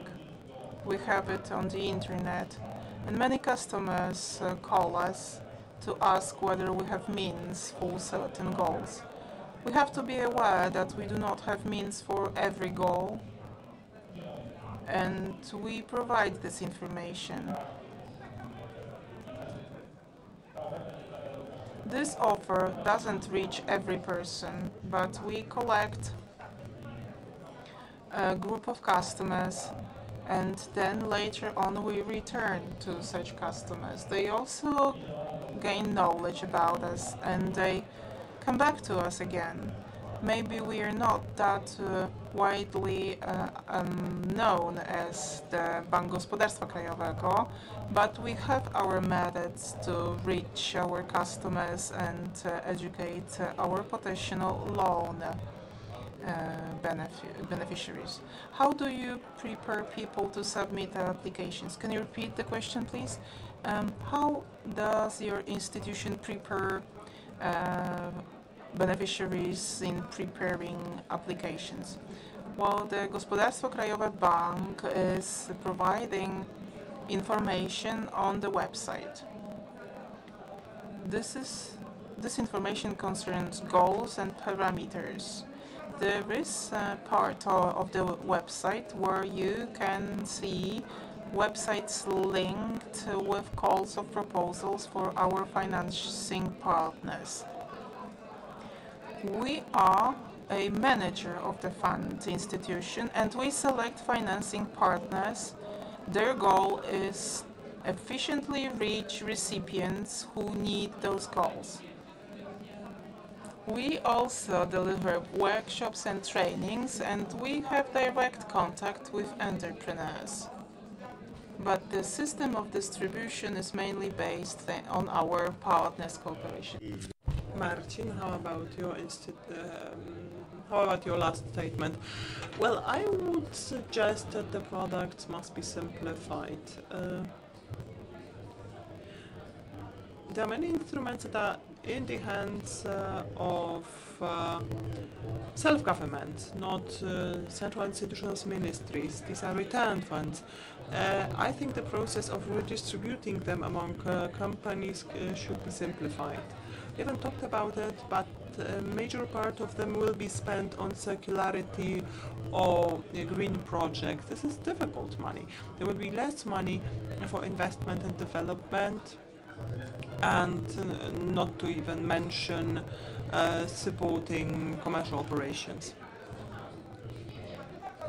So I would appeal for a simplification, then it will be easier to make these funds available to companies.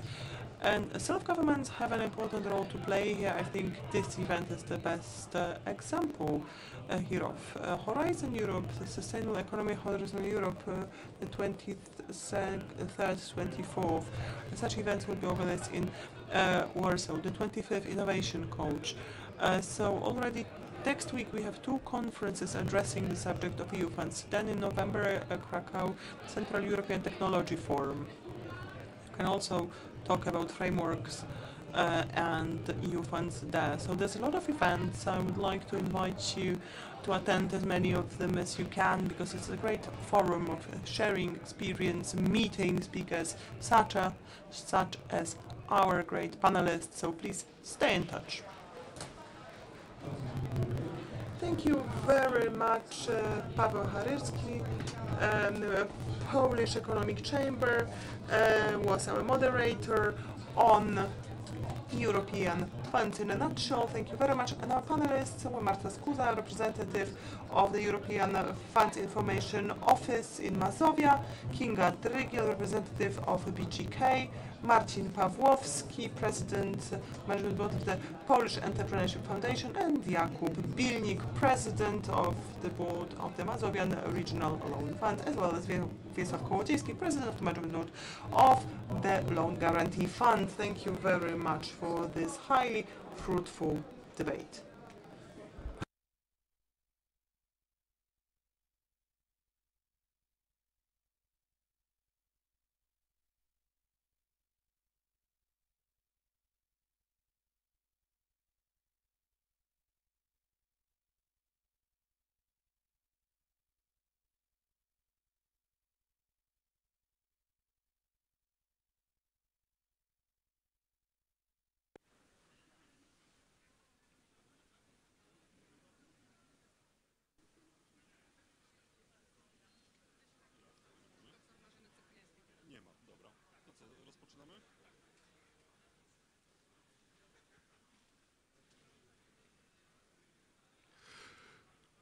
Proszę Państwa, Ladies and gentlemen, the 14th edition of the Mazovia Development Forum is at its best, and as I said, the rate today is quite quick, so without further ado, I'd like to invite everyone who's joining us here on site but also online to listen to our next discussion panel on education for the future at the day and age of new technology and AI. I would like to invite the moderator, Dr. Katarzyna Drogowska from the SWPS University, to join me on stage. Welcome, Dr. Drogowska. She will be joined by our experts in just a minute, and they are Dr. Małgorzata Wójcik, PhD, Doctor of Psychology, Assistant Professor at the Katowice Department of the SWPS University, Dr. Maksymilian Bielecki, psychologist and neurocognitivist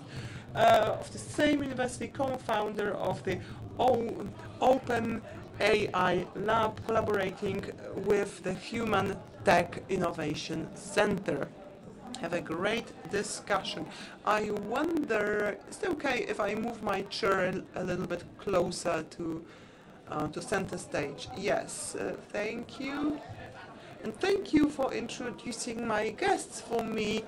I'm always worried that I won't be able to introduce my guests in a way that will really show you the full spectrum of their gifts. We are talking about the future in the context of AI and new technology, but I'd like to begin with the question which is probably very vexing to anyone who's thinking about the future of students.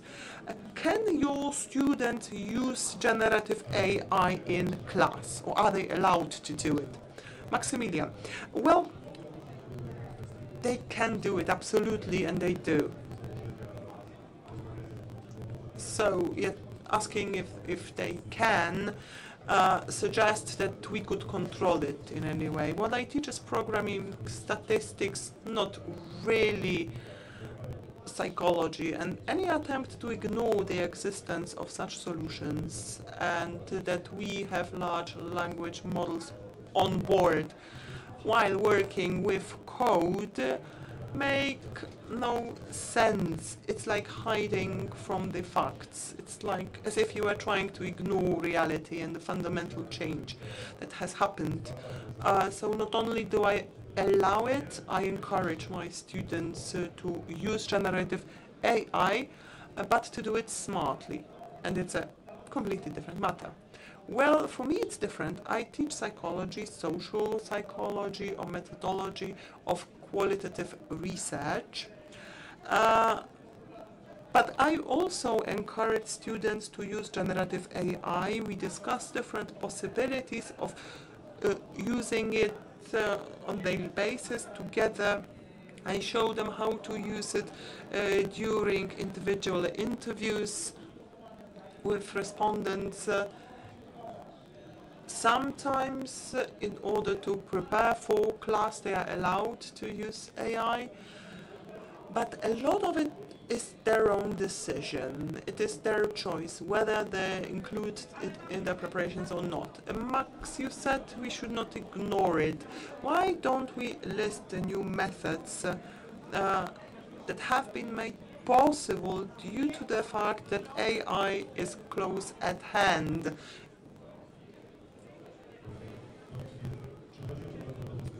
So, are you asking about the new methods that emerged this week? Or, okay, I'm being half serious, but indeed we are dealing with an exceptional situation. I've been teaching for 20 years now, I'm afraid to say.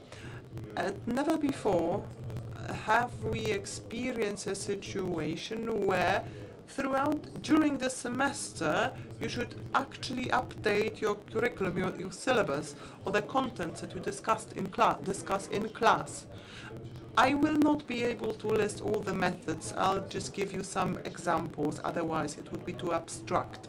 In the context of statistics and research methodology, so my actual subject, it turns out that the AI chat is a great tutor and explains to students very well which mistakes they have made.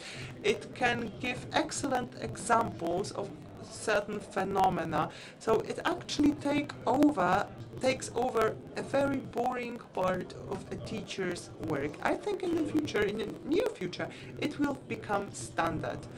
So students will only come to us with those questions which could not be satisfactorily answered by technology. So using technology will be the baseline.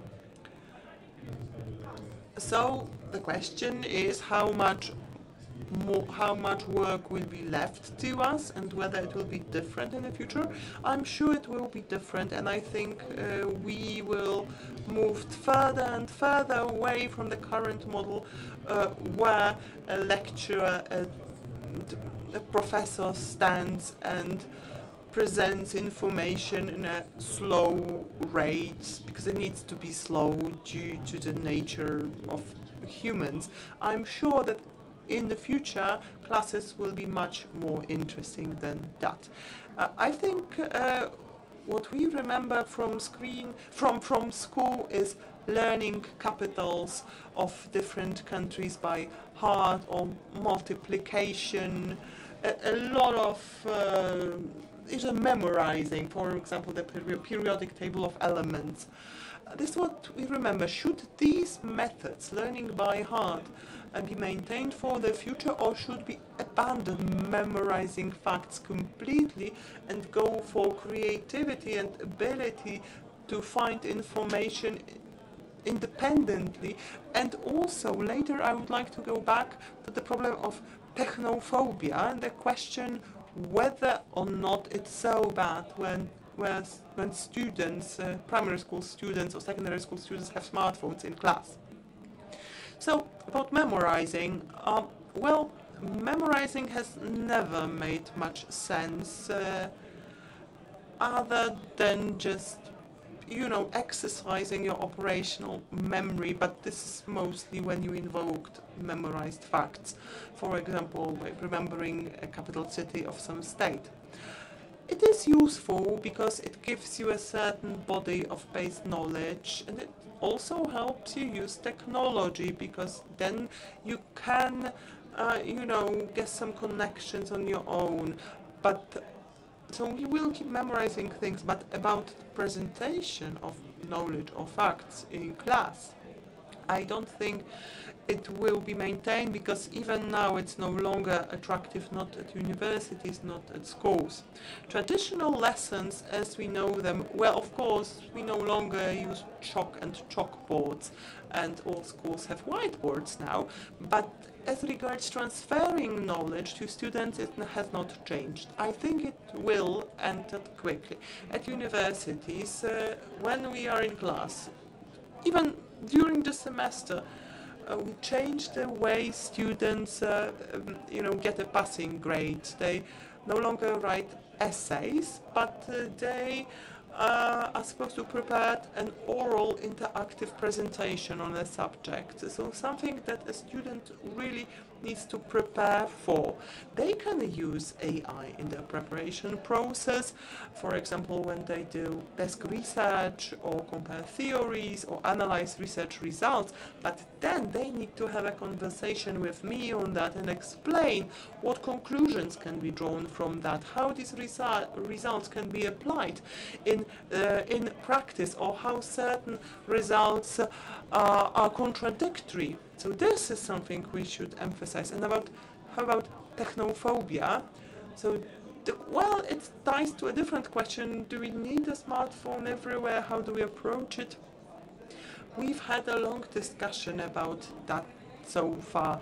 The actual question is, do we want to prepare children for a life without smartphones in the future, or for a life with smartphones? And I think this is what this question boils down to.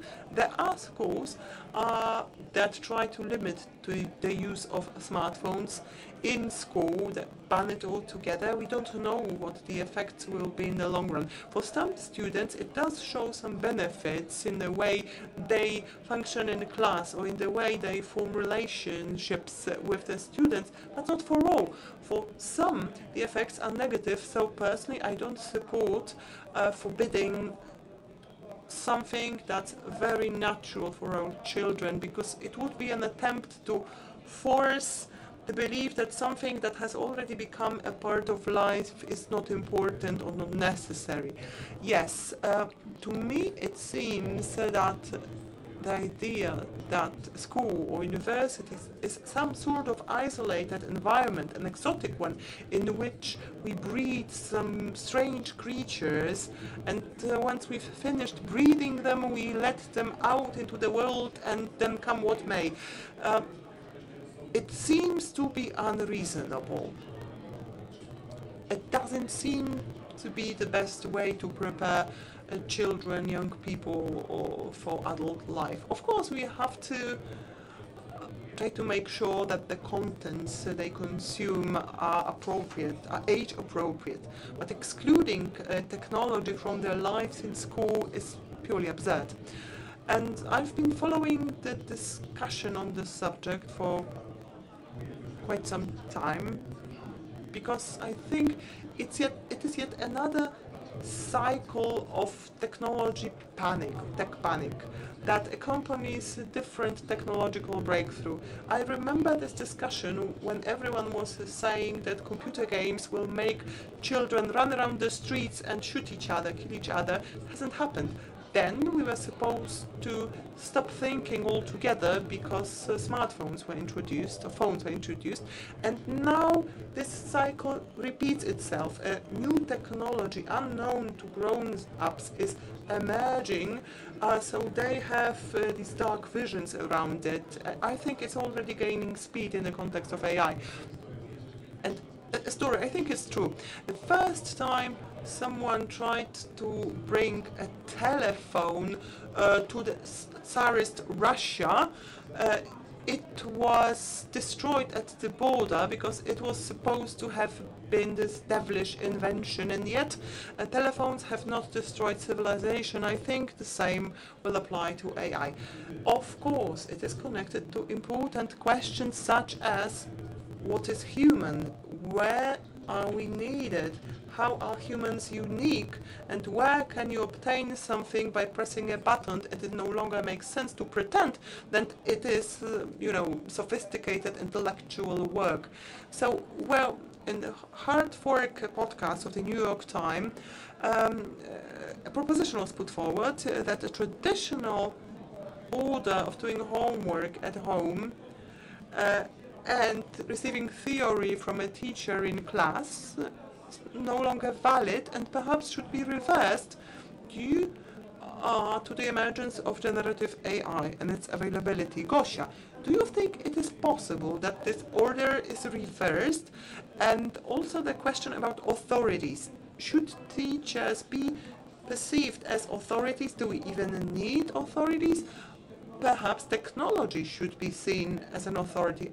I won't answer this question, not the part about authorities, because then we would have to ask what it means, in what sense, in which field. But I will answer the part about the reversal.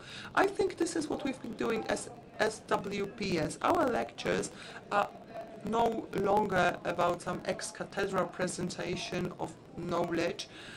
They have evolved into discussions. They are more interactive. They are not just about listening to knowledge, but about joint search and generation of knowledge and moving together in a certain direction. And when students leave class with this knowledge that has been verified, obviously, and found as a part of a joint effort using the same method, so the knowledge that we expected them to gain is then used later in seminars, in practical classes. this is something that will stay with us regardless of the way they found it. So debating, discussing, disagreeing, conflict solving, based on the knowledge we have found. That is essential. And this is our role. This is something we should work on. But I would like to refer to one more thing in the context of authorities. We have a huge problem. I work with secondary schools, and there is a lack of training for teachers on the subject of applying AI in teaching. This is a dire need. How are they supposed to support young people in implementing certain solutions if at least some of them can't do it themselves? Some of them probably have learned it by now, but generally there is no widespread training. I think you are right. I think most concerns about AI have to do with the fact that people are misinformed. Yes, you mentioned different methods, so debate, discussions, conflict solving. This is the essence of what is common. But AI and other technologies that have been with us for almost 20 years now also facilitate personalization, individualization. I think it's significant in the education process. What's the potential of personalization, Max? Do you see any shortcomings or maybe some weaknesses which could be remedied in university halls? Well, you know, I think it is true for any tool, and AI should and can be seen as a tool.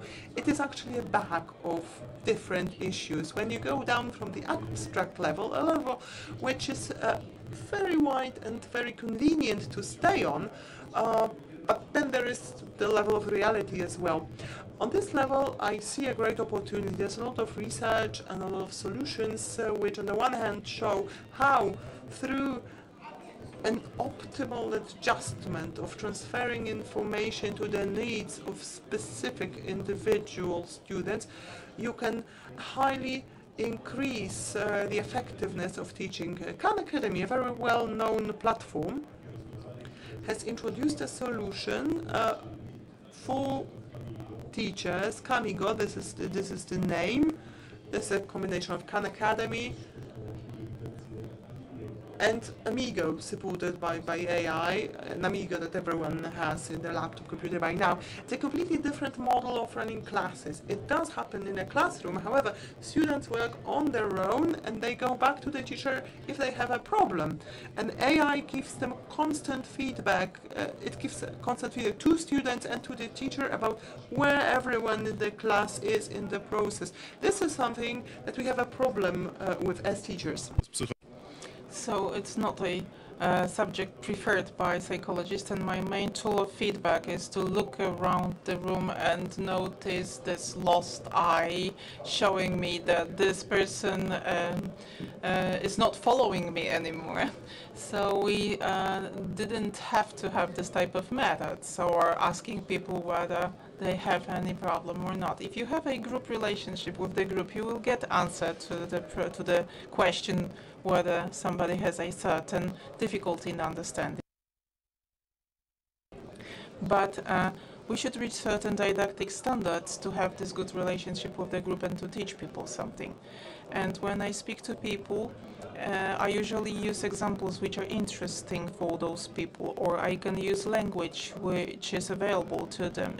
There's inclusivity in it. We have to think about administrative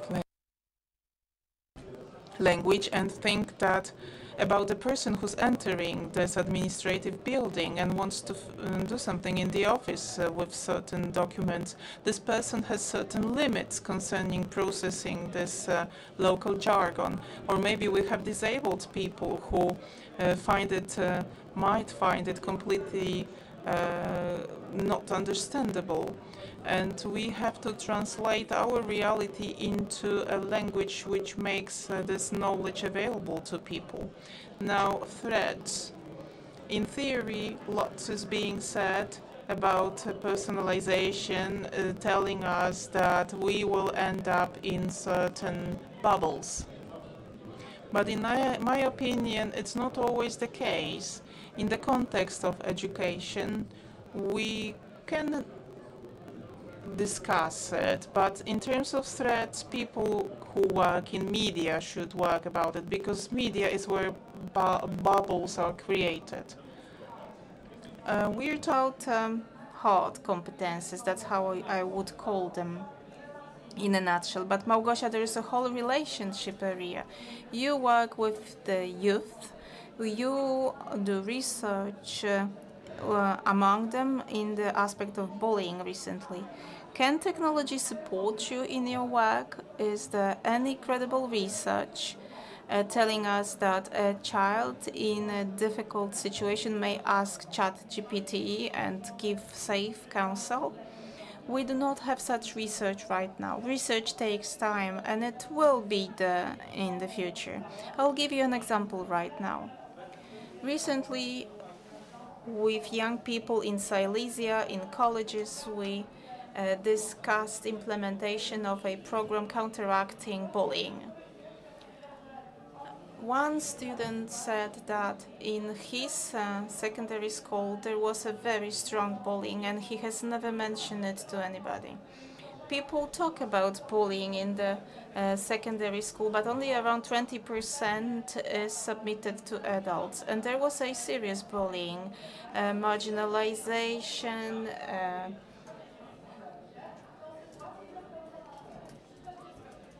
and humiliation, and the person asked ChatGPT what to do with it, and ChatGPT said that you should tell it to your teacher. So we have already told that to students, and we were asked to solve such issues. And honestly, I can't imagine any other solution, and most probably I will have research in this respect. We are talking here about soft competences, soft skills concerning empathic behavior, recognizing difficult situations in the class, recognizing certain threats, and deciding whether this is a proper moment to enter into this situation and counteract such behavior, or maybe we should ask for assistance from somebody else. Maybe yes. I have never think about this problem before, but such tools can be used in terms of bullying. But I remembered a certain area where such tools are used and they are successful, because bullying at school is an enormous problem. For years, American Army, knowing that professional soldiers do not want to access psychological help because it is stigmatized, and they use AI solutions as the first step for diagnosis.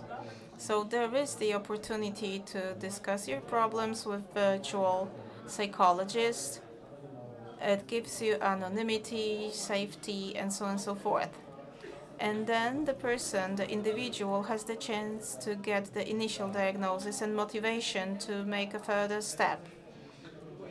And there we have the key question: what to do to offer a credible, safe tool operating in a foreseeable manner? Because right now this is the Wild West in terms of solutions, but recently, during last 2 years, we are subject to well-ordered activities. So we have activities which you have applications which classify patients according to urgency of their psychological problem.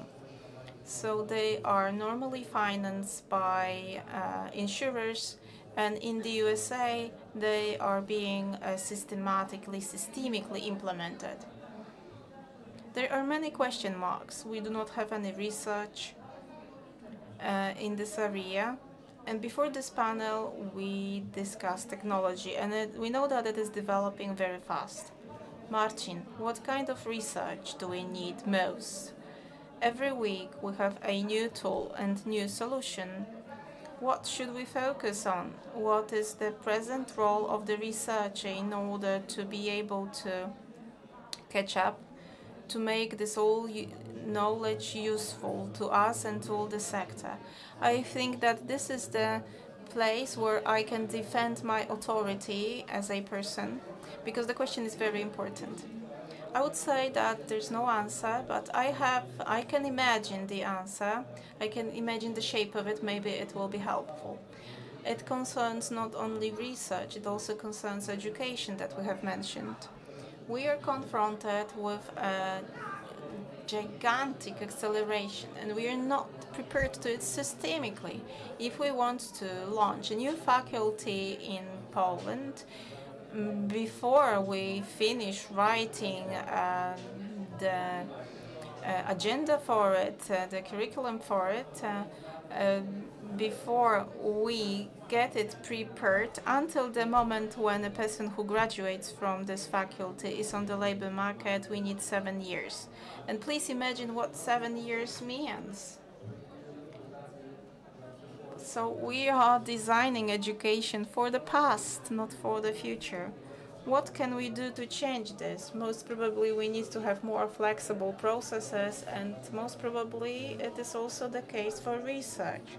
So when we write applications for grants, we are financing certain things, and then we wait for a review for a year and a half, then we publish it, and it's part of the knowledge body. It takes so much time. We will never succeed at this rate.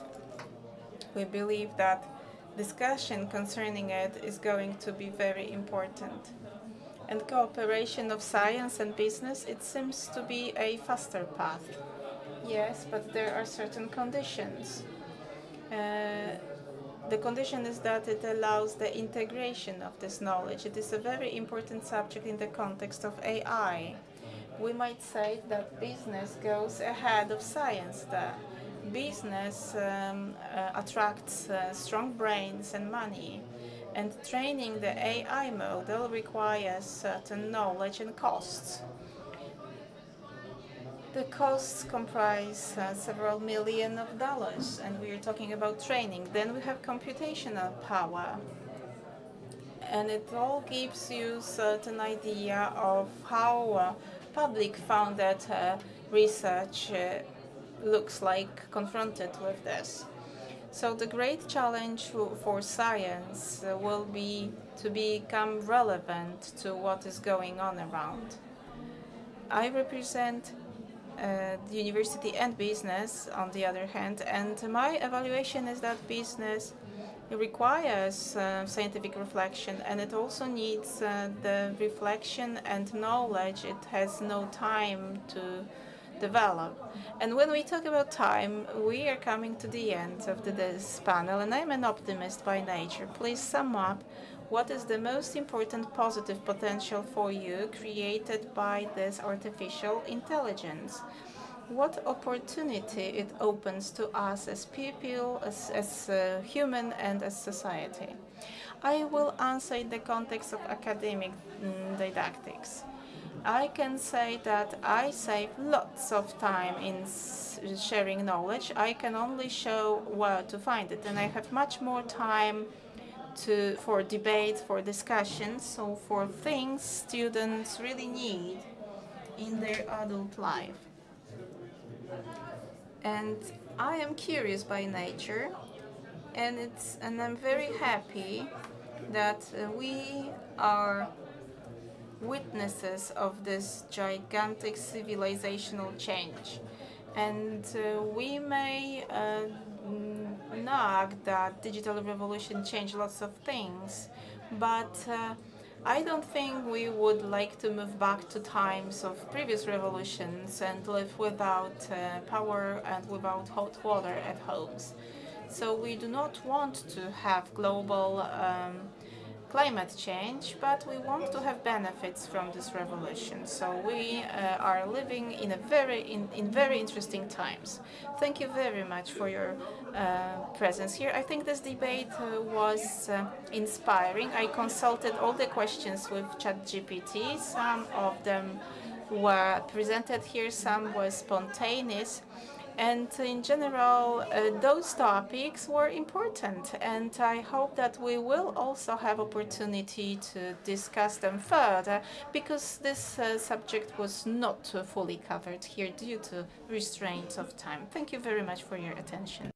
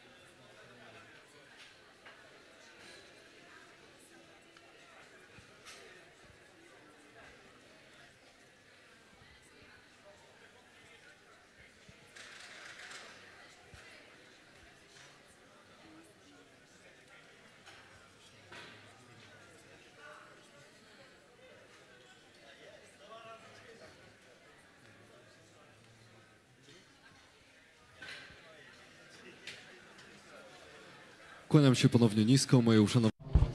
Welcome after the break, ladies and gentlemen. My name is still Andrzej Sikora, and now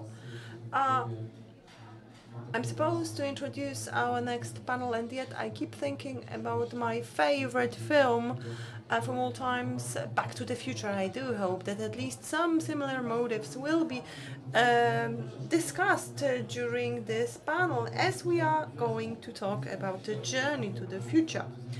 I've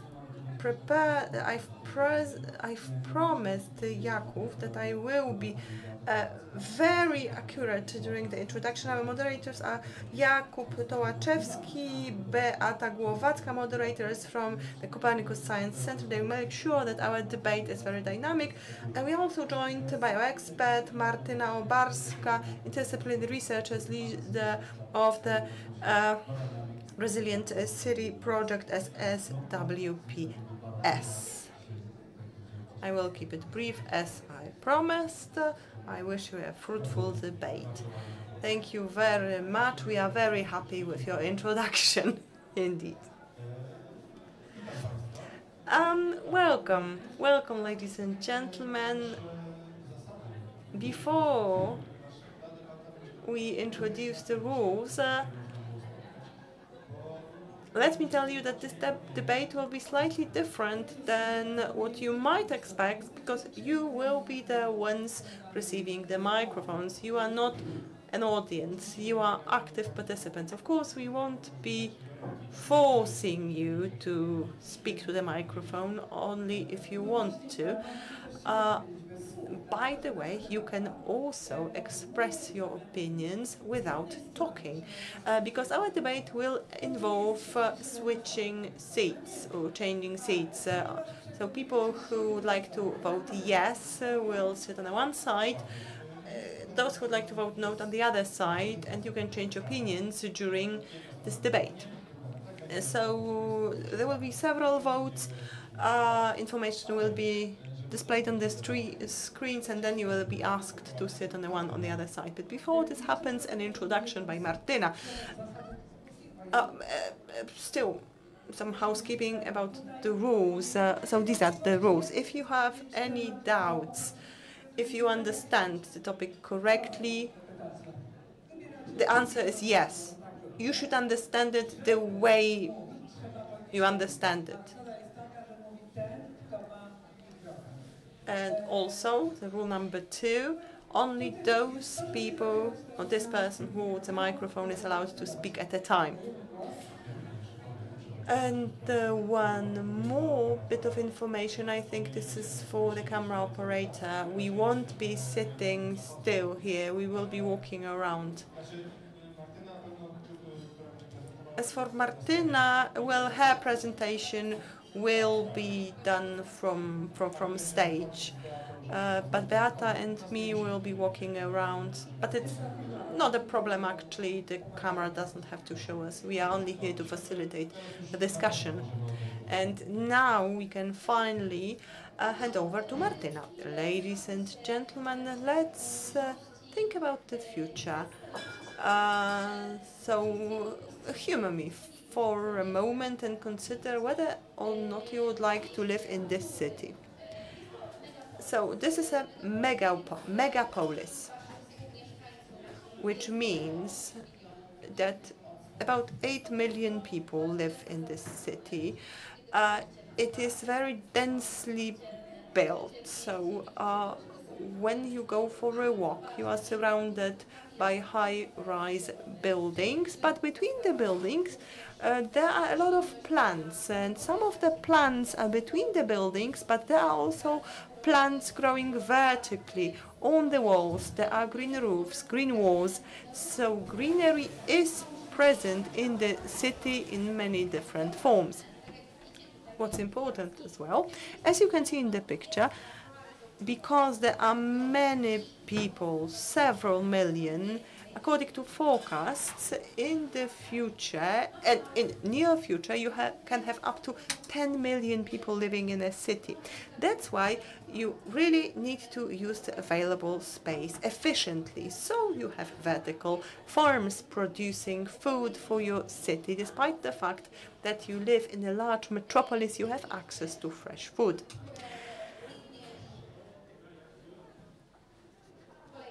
In this city, next slide, please. Megapolis with several million people does not necessarily mean that all buildings have to be made from steel and concrete. So they do not have to look dystopian from this post-punk culture. Public transport is very well developed. We have buildings made of prefabricated elements, so different materials are used to build them, and they are made of prefabricated parts on site.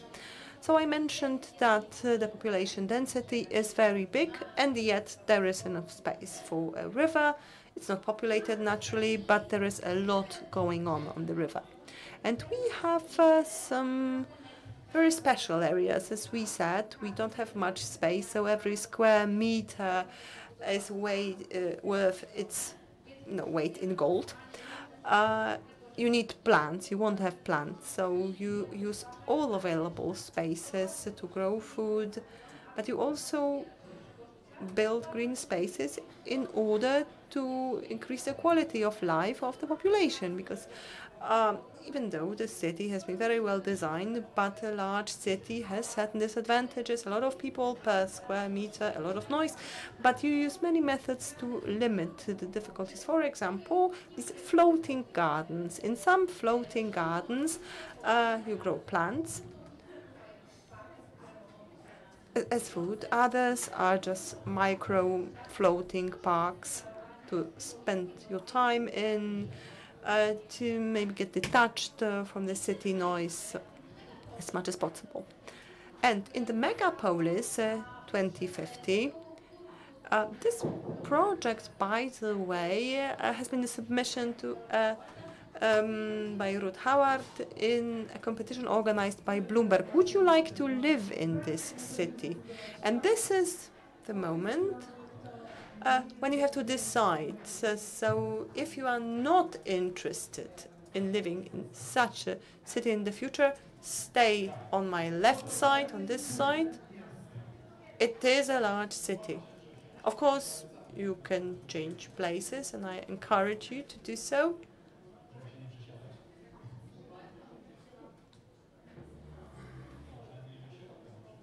If you're undecided, you can move to the middle.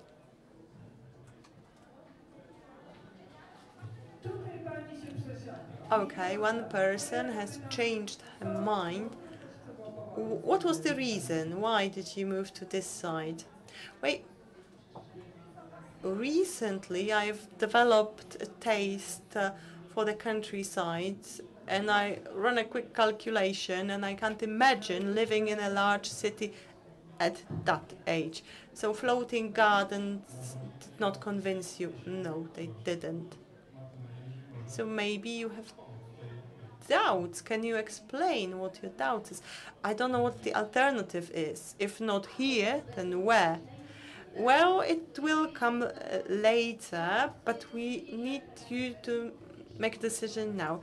Hypothetically, if you have no choice, which part of this utopia is something that you could accept, and which of those are unacceptable? So you decided to accept. Yes, I accept because all public services are close to home. I will be old, so my decision is much different than yours. If I have a problem, I can call emergency services and they will be able to reach me in several minutes' time. Of course, I agree to stay provided that all these plans are there. It is very green. I can imagine living in such a city. It is a megalopolis, but it is an optimized one with a lot of greenery.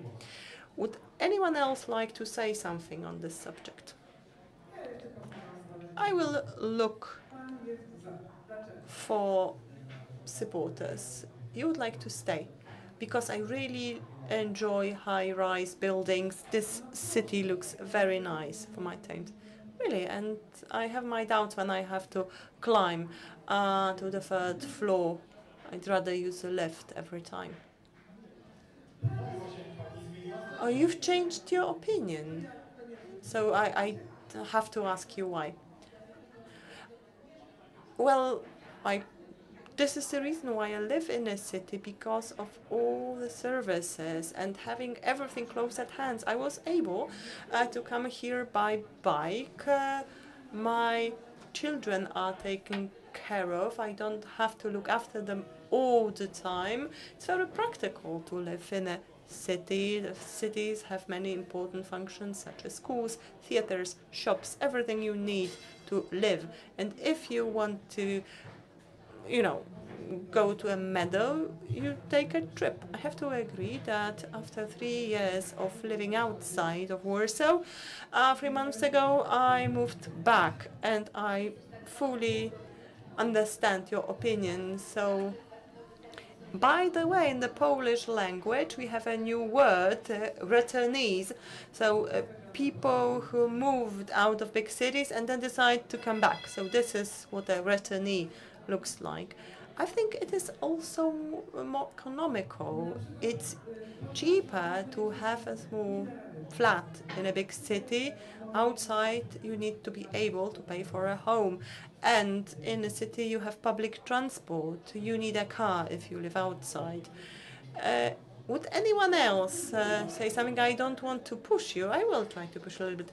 Well, for me, it's different. We came from Minsk Mazowiecki, and is there an opposite term to the returnee, or however you described it? Because for me it's different. I spent many years in Warsaw, and 3 years ago I decided to return to my hometown. So you're a returnee too, but not to a large city, just in the opposite direction. We don't agree with the statement that a car is absolutely necessary in smaller cities. But yeah, Minsk is not a small town. It is a city, but a small one. We have public transport that is free of charge. So we are very happy with our mobility options. Living in such a huge city is absolutely unimaginable for me. It might be interesting to spend a few days there, but probably then I would have to leave and spend a month in a forest to get over with it. I mean, such cities already exist. Of course, you would have to travel there. We don't have such cities in Poland, not even in Europe, really, but maybe a little further in Europe. But I would like to provoke you a little bit, and I have a question to those of you who decided you would like to live there. Because during my presentation I said that despite the fact that it is a huge megalopolis, it is a sustainable city. Of course, it is a city of certain size, so even if you make conscious decisions and shop local and use local services, there are certain disadvantages. For example, there are many stimuli all around you. How would you deal with it? Yes, Beata actually changed chess. How would you deal with it? Well, actually, I'm trying to cope. It is great being back in Warsaw, but overstimulation is difficult. I think we need the landscaping law, because what we can see, it is chaotic. Makes me crazy already. I think It was, the author was American. He must have been inspired by American cities. Yes, so probably some legislation on design. We could make it work, but probably the municipal government would have to bear that in mind and realize that there are some people who suffer because of overstimulation and would not be able to live in such a space. So we could answer yes, no, I want to live in such a city, and I don't want to live in such a city. Now let's move on to another type of city, utopian city as well, which has not been constructed yet. It is inspired with a 19th century idea, a city garden, a garden city in the American convention. It is an idea for a city in California, a new city constructed from the scratch on the nowadays agricultural area. Please imagine that this is a city from 100 up to 140,000 citizens. It is a city designed and constructed in a territory which seems to be very interesting in terms of its nature. In this city, lots of attention is paid to sustainable transportation, but walking is also a good solution. Not every part of the city might be called the 15-minute city, but the scale is close to it, so availability of services which you can reach by foot is good. Does it mean that 15-minute city is a city where you can reach everything in 15 minutes? Yes, on foot and by bike. But you can see that houses are not high. So this is there are low buildings. So this is families buildings, 1 or 2 story buildings. This city is concentrated around small local points, small markets, cafes, shops. Its creators imagined it as a Mediterranean towns moved into the American soil.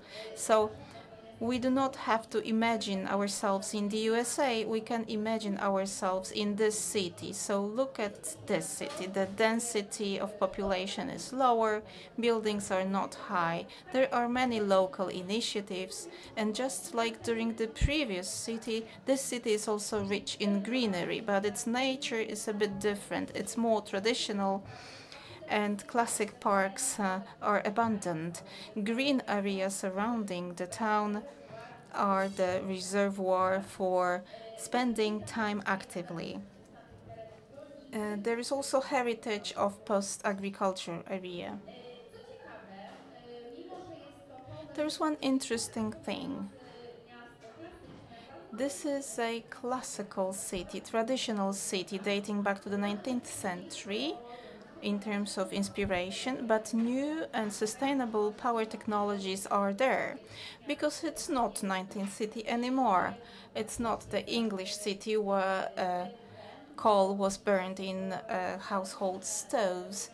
We have modern solutions. So this city doesn't differ from megapolis where the power system was designed as sustainable system. Questions. Would you like to live in this city or not? Now we have a choice between the previous city and the city of dreams. So there is the megapolis and the garden city in its modern version in the middle of a given region, but not close to any large cities. So it is a city, a town constructed from the scratch, but not in an industrialized region. It reminds me of your choice, of the choice of the lady that is sitting over there a little bit. You don't have to say it, you don't have to speak it. You can vote by choosing it on your device. I'll start with you. Centralization of services. You say that everything can be next to another, but some services need large area. You can't centralize everything in one place. Otherwise, around you would have the residential area, and in the center you would have the headquarters, the center. The buildings that are not high, you don't like them. No.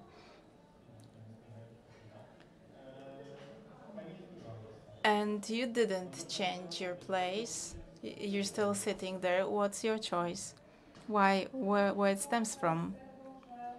It stems from the fact that a noise is beginning to be more and more irritating for me. And today, noise in Warsaw is burdensome for me. And I like this vision, and I would love to move to such a town. I can see a person who changed seats. Please justify your choice. I live in such a city, such a town. It is in Poland. It's growing. We have target of 15,000 citizens. It's called Siewierz-Jeziorna, 20 minutes away from Katowice. And this is exactly the city you described. It looks according to the description.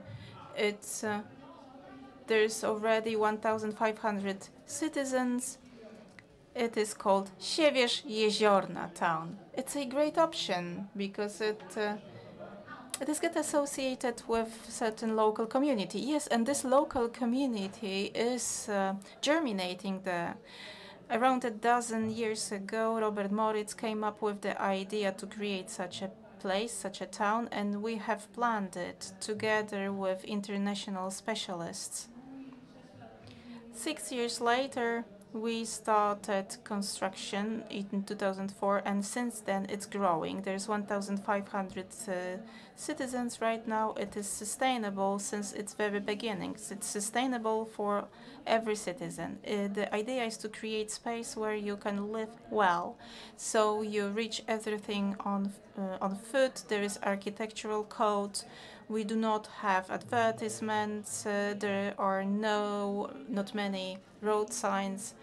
It sounds like a fairy tale. Yes, but it exists. And more and more developers purchase land around. So we are going to have more residential units. And people are willing to live there. They want to move there. So in the Silicon Valley, they dream of such cities, and we do them in Poland. Yes. But I will come up to you because you stayed in your place. Maybe you have some counter argument to stay in your place. Well, I decided to keep my place because the second option is very interesting, but not very realistic for me from this practical perspective, because it seems that 1 square meter of such apartment in the second town seemed to me to be very expensive, and I'm not sure whether the small group of people working there can assure all sorts of services. Public services, I mean schools, kindergartens, cultural activities. I decided to stay in the bigger city because it seems to me that as a mature person, a senior person, I will be able to receive more for my retirement pension. And the second idea seems a bit as if utopia for me because I will not be able to afford it. And now it's time for me to be a little bit controversial. This town is similar to utopia, but it has been planned.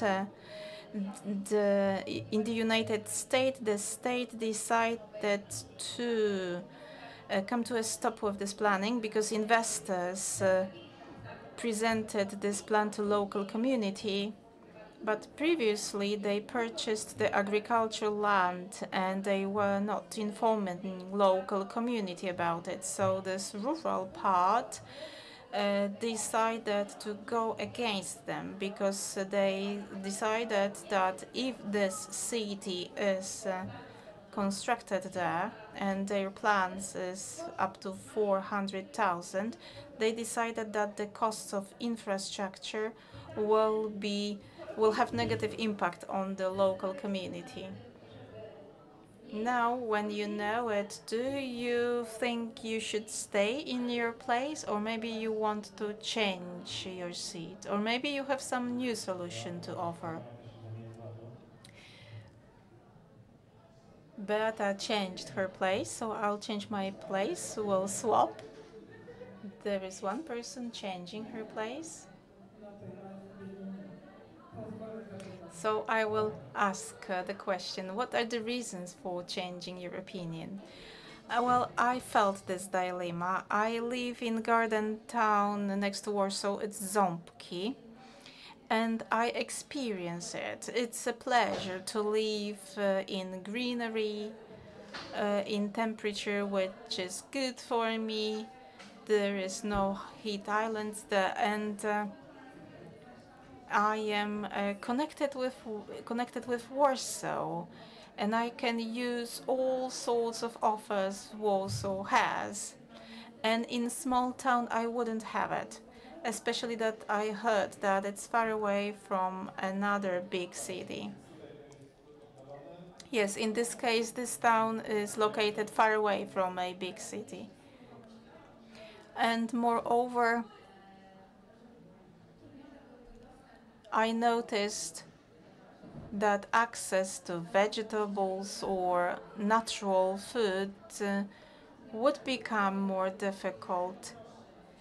And if difficult, then more expensive. So maybe I could have a vegetable patch there, but with my age, taking my age into consideration, I'd rather benefit from what is all around me in the city, especially when I'm at a senior age. So life seems to be easier in large city when everything is at a reach of hand. But maybe I will come up to you. You chose your place here, you sat down, and you're not changing your places. Well, I understand that on one hand we have trees, and on the other hand, here on the other side of the slide, we have buildings with plants. Yes, but the buildings with plants are very large buildings, very high buildings. But I'd like to have a city somewhere in between. What would you like to take from the big city and what from the small town? Well, I would add a little bit of greenery, and in the other city, I would introduce more space for people, because when we look at it, we can see a big building with greenery, and there isn't much space for people. They just follow certain paths, and there's no space for them to sit down. For example, we can't see it on this slide. Yes, it looks like Powiśle district in Warsaw. Yes, and Powiśle district is one of the most densely populated districts in Warsaw. I came up with the idea that maybe some association would be needed there, or a group of friends. And this group of friends could lead us to live in one town for some time and then in the city for another time. So it's a good idea for change. And this association would have to be an association of people from the Silicon Valley in order for them to have funds to live in both places according to their needs.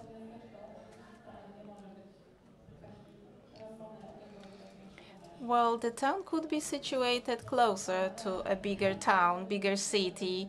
Is it possible to locate it close to a bigger city so that people can reach within 20 minutes a theater, for example? And because in the big city you can live there, and then you have all the doctors there, all the shops that are there. and all the theaters as well. In the small town, we do not have the theater, maybe hospital is missing, and big city with hospital and theaters should be available within 20 minutes. I believe that in Warsaw we start having something like this because we have mega city in the center and garden towns around. But it's not the same scale. Warsaw has around 2 million people. Melbourne, Tokyo, Sydney, they all have many more people. Maybe it's good. Well, I cannot provide opinion on it. Land development process in cities look like this. We can have certain opinions about it. We can agree with it or we can go against it. But we have to take into consideration that certain parts of such city will have high quality of life and other parts of the city will witness certain inegalities. Presently and historically, there are certain utopic ideas. There are towns which are to be constructed from the scratch in order to solve certain problems. Of course, some solutions are feasible, but others are utopic and cannot be implemented. I just wanted to show you those two faces of the coin. And sometimes when we think about city, we imagine huge location with huge buildings made of concrete. And when we look into public space in cities, it turns out that there is lot space of biologically active areas. So even if the city is very dense, greenery is present there. It's omnipresent there. And even if we have a bigger city, the quality of life there may be poorer because of all sorts of noise, but big city is cheaper to maintain. There are buildings where more residents can live, but also we do not have to we need to have the city full of cables for internet, for example, and when we have large city we need less cables for bigger amount of people. The cost of maintenance of buildings in large cities is smaller compared to small towns, so the comfort of having 1 or 2 stories means that the cost of maintaining such a building is incurred by us as owners of this building or by the community. Of course, it depends on what we are talking about, whether this is a real city, real town, or some sort of utopia. Moreover, the cost of land influences cost of living. In capitalist towns, the cost of land translates into the cost of apartment. In Poland and in Warsaw, apartments are very expensive right now, but public areas and their maintenance are also expensive, and we pay for it from taxes. Thank you very much for this summary. I hope that this short debate, during which you changed the place you were sitting, was interesting to you. Maybe you can have a new perspective on certain visions, on certain utopias, because sometimes they offer great images which are to appeal to us, but sometimes when we ask about drawbacks, about the practical aspects of construction of such towns, it turns out that it's not that positive. And new visions appear, new visions are presented to us, and we will never cease to dream about ideal towns and ideal cities that will make us happy. Thank you very much. Thank you. Martyna, thank you very much for what you have presented here and for leading this discussion here. And I would also like to thank the public for participating in this meeting. We counted on you and I think that we succeeded.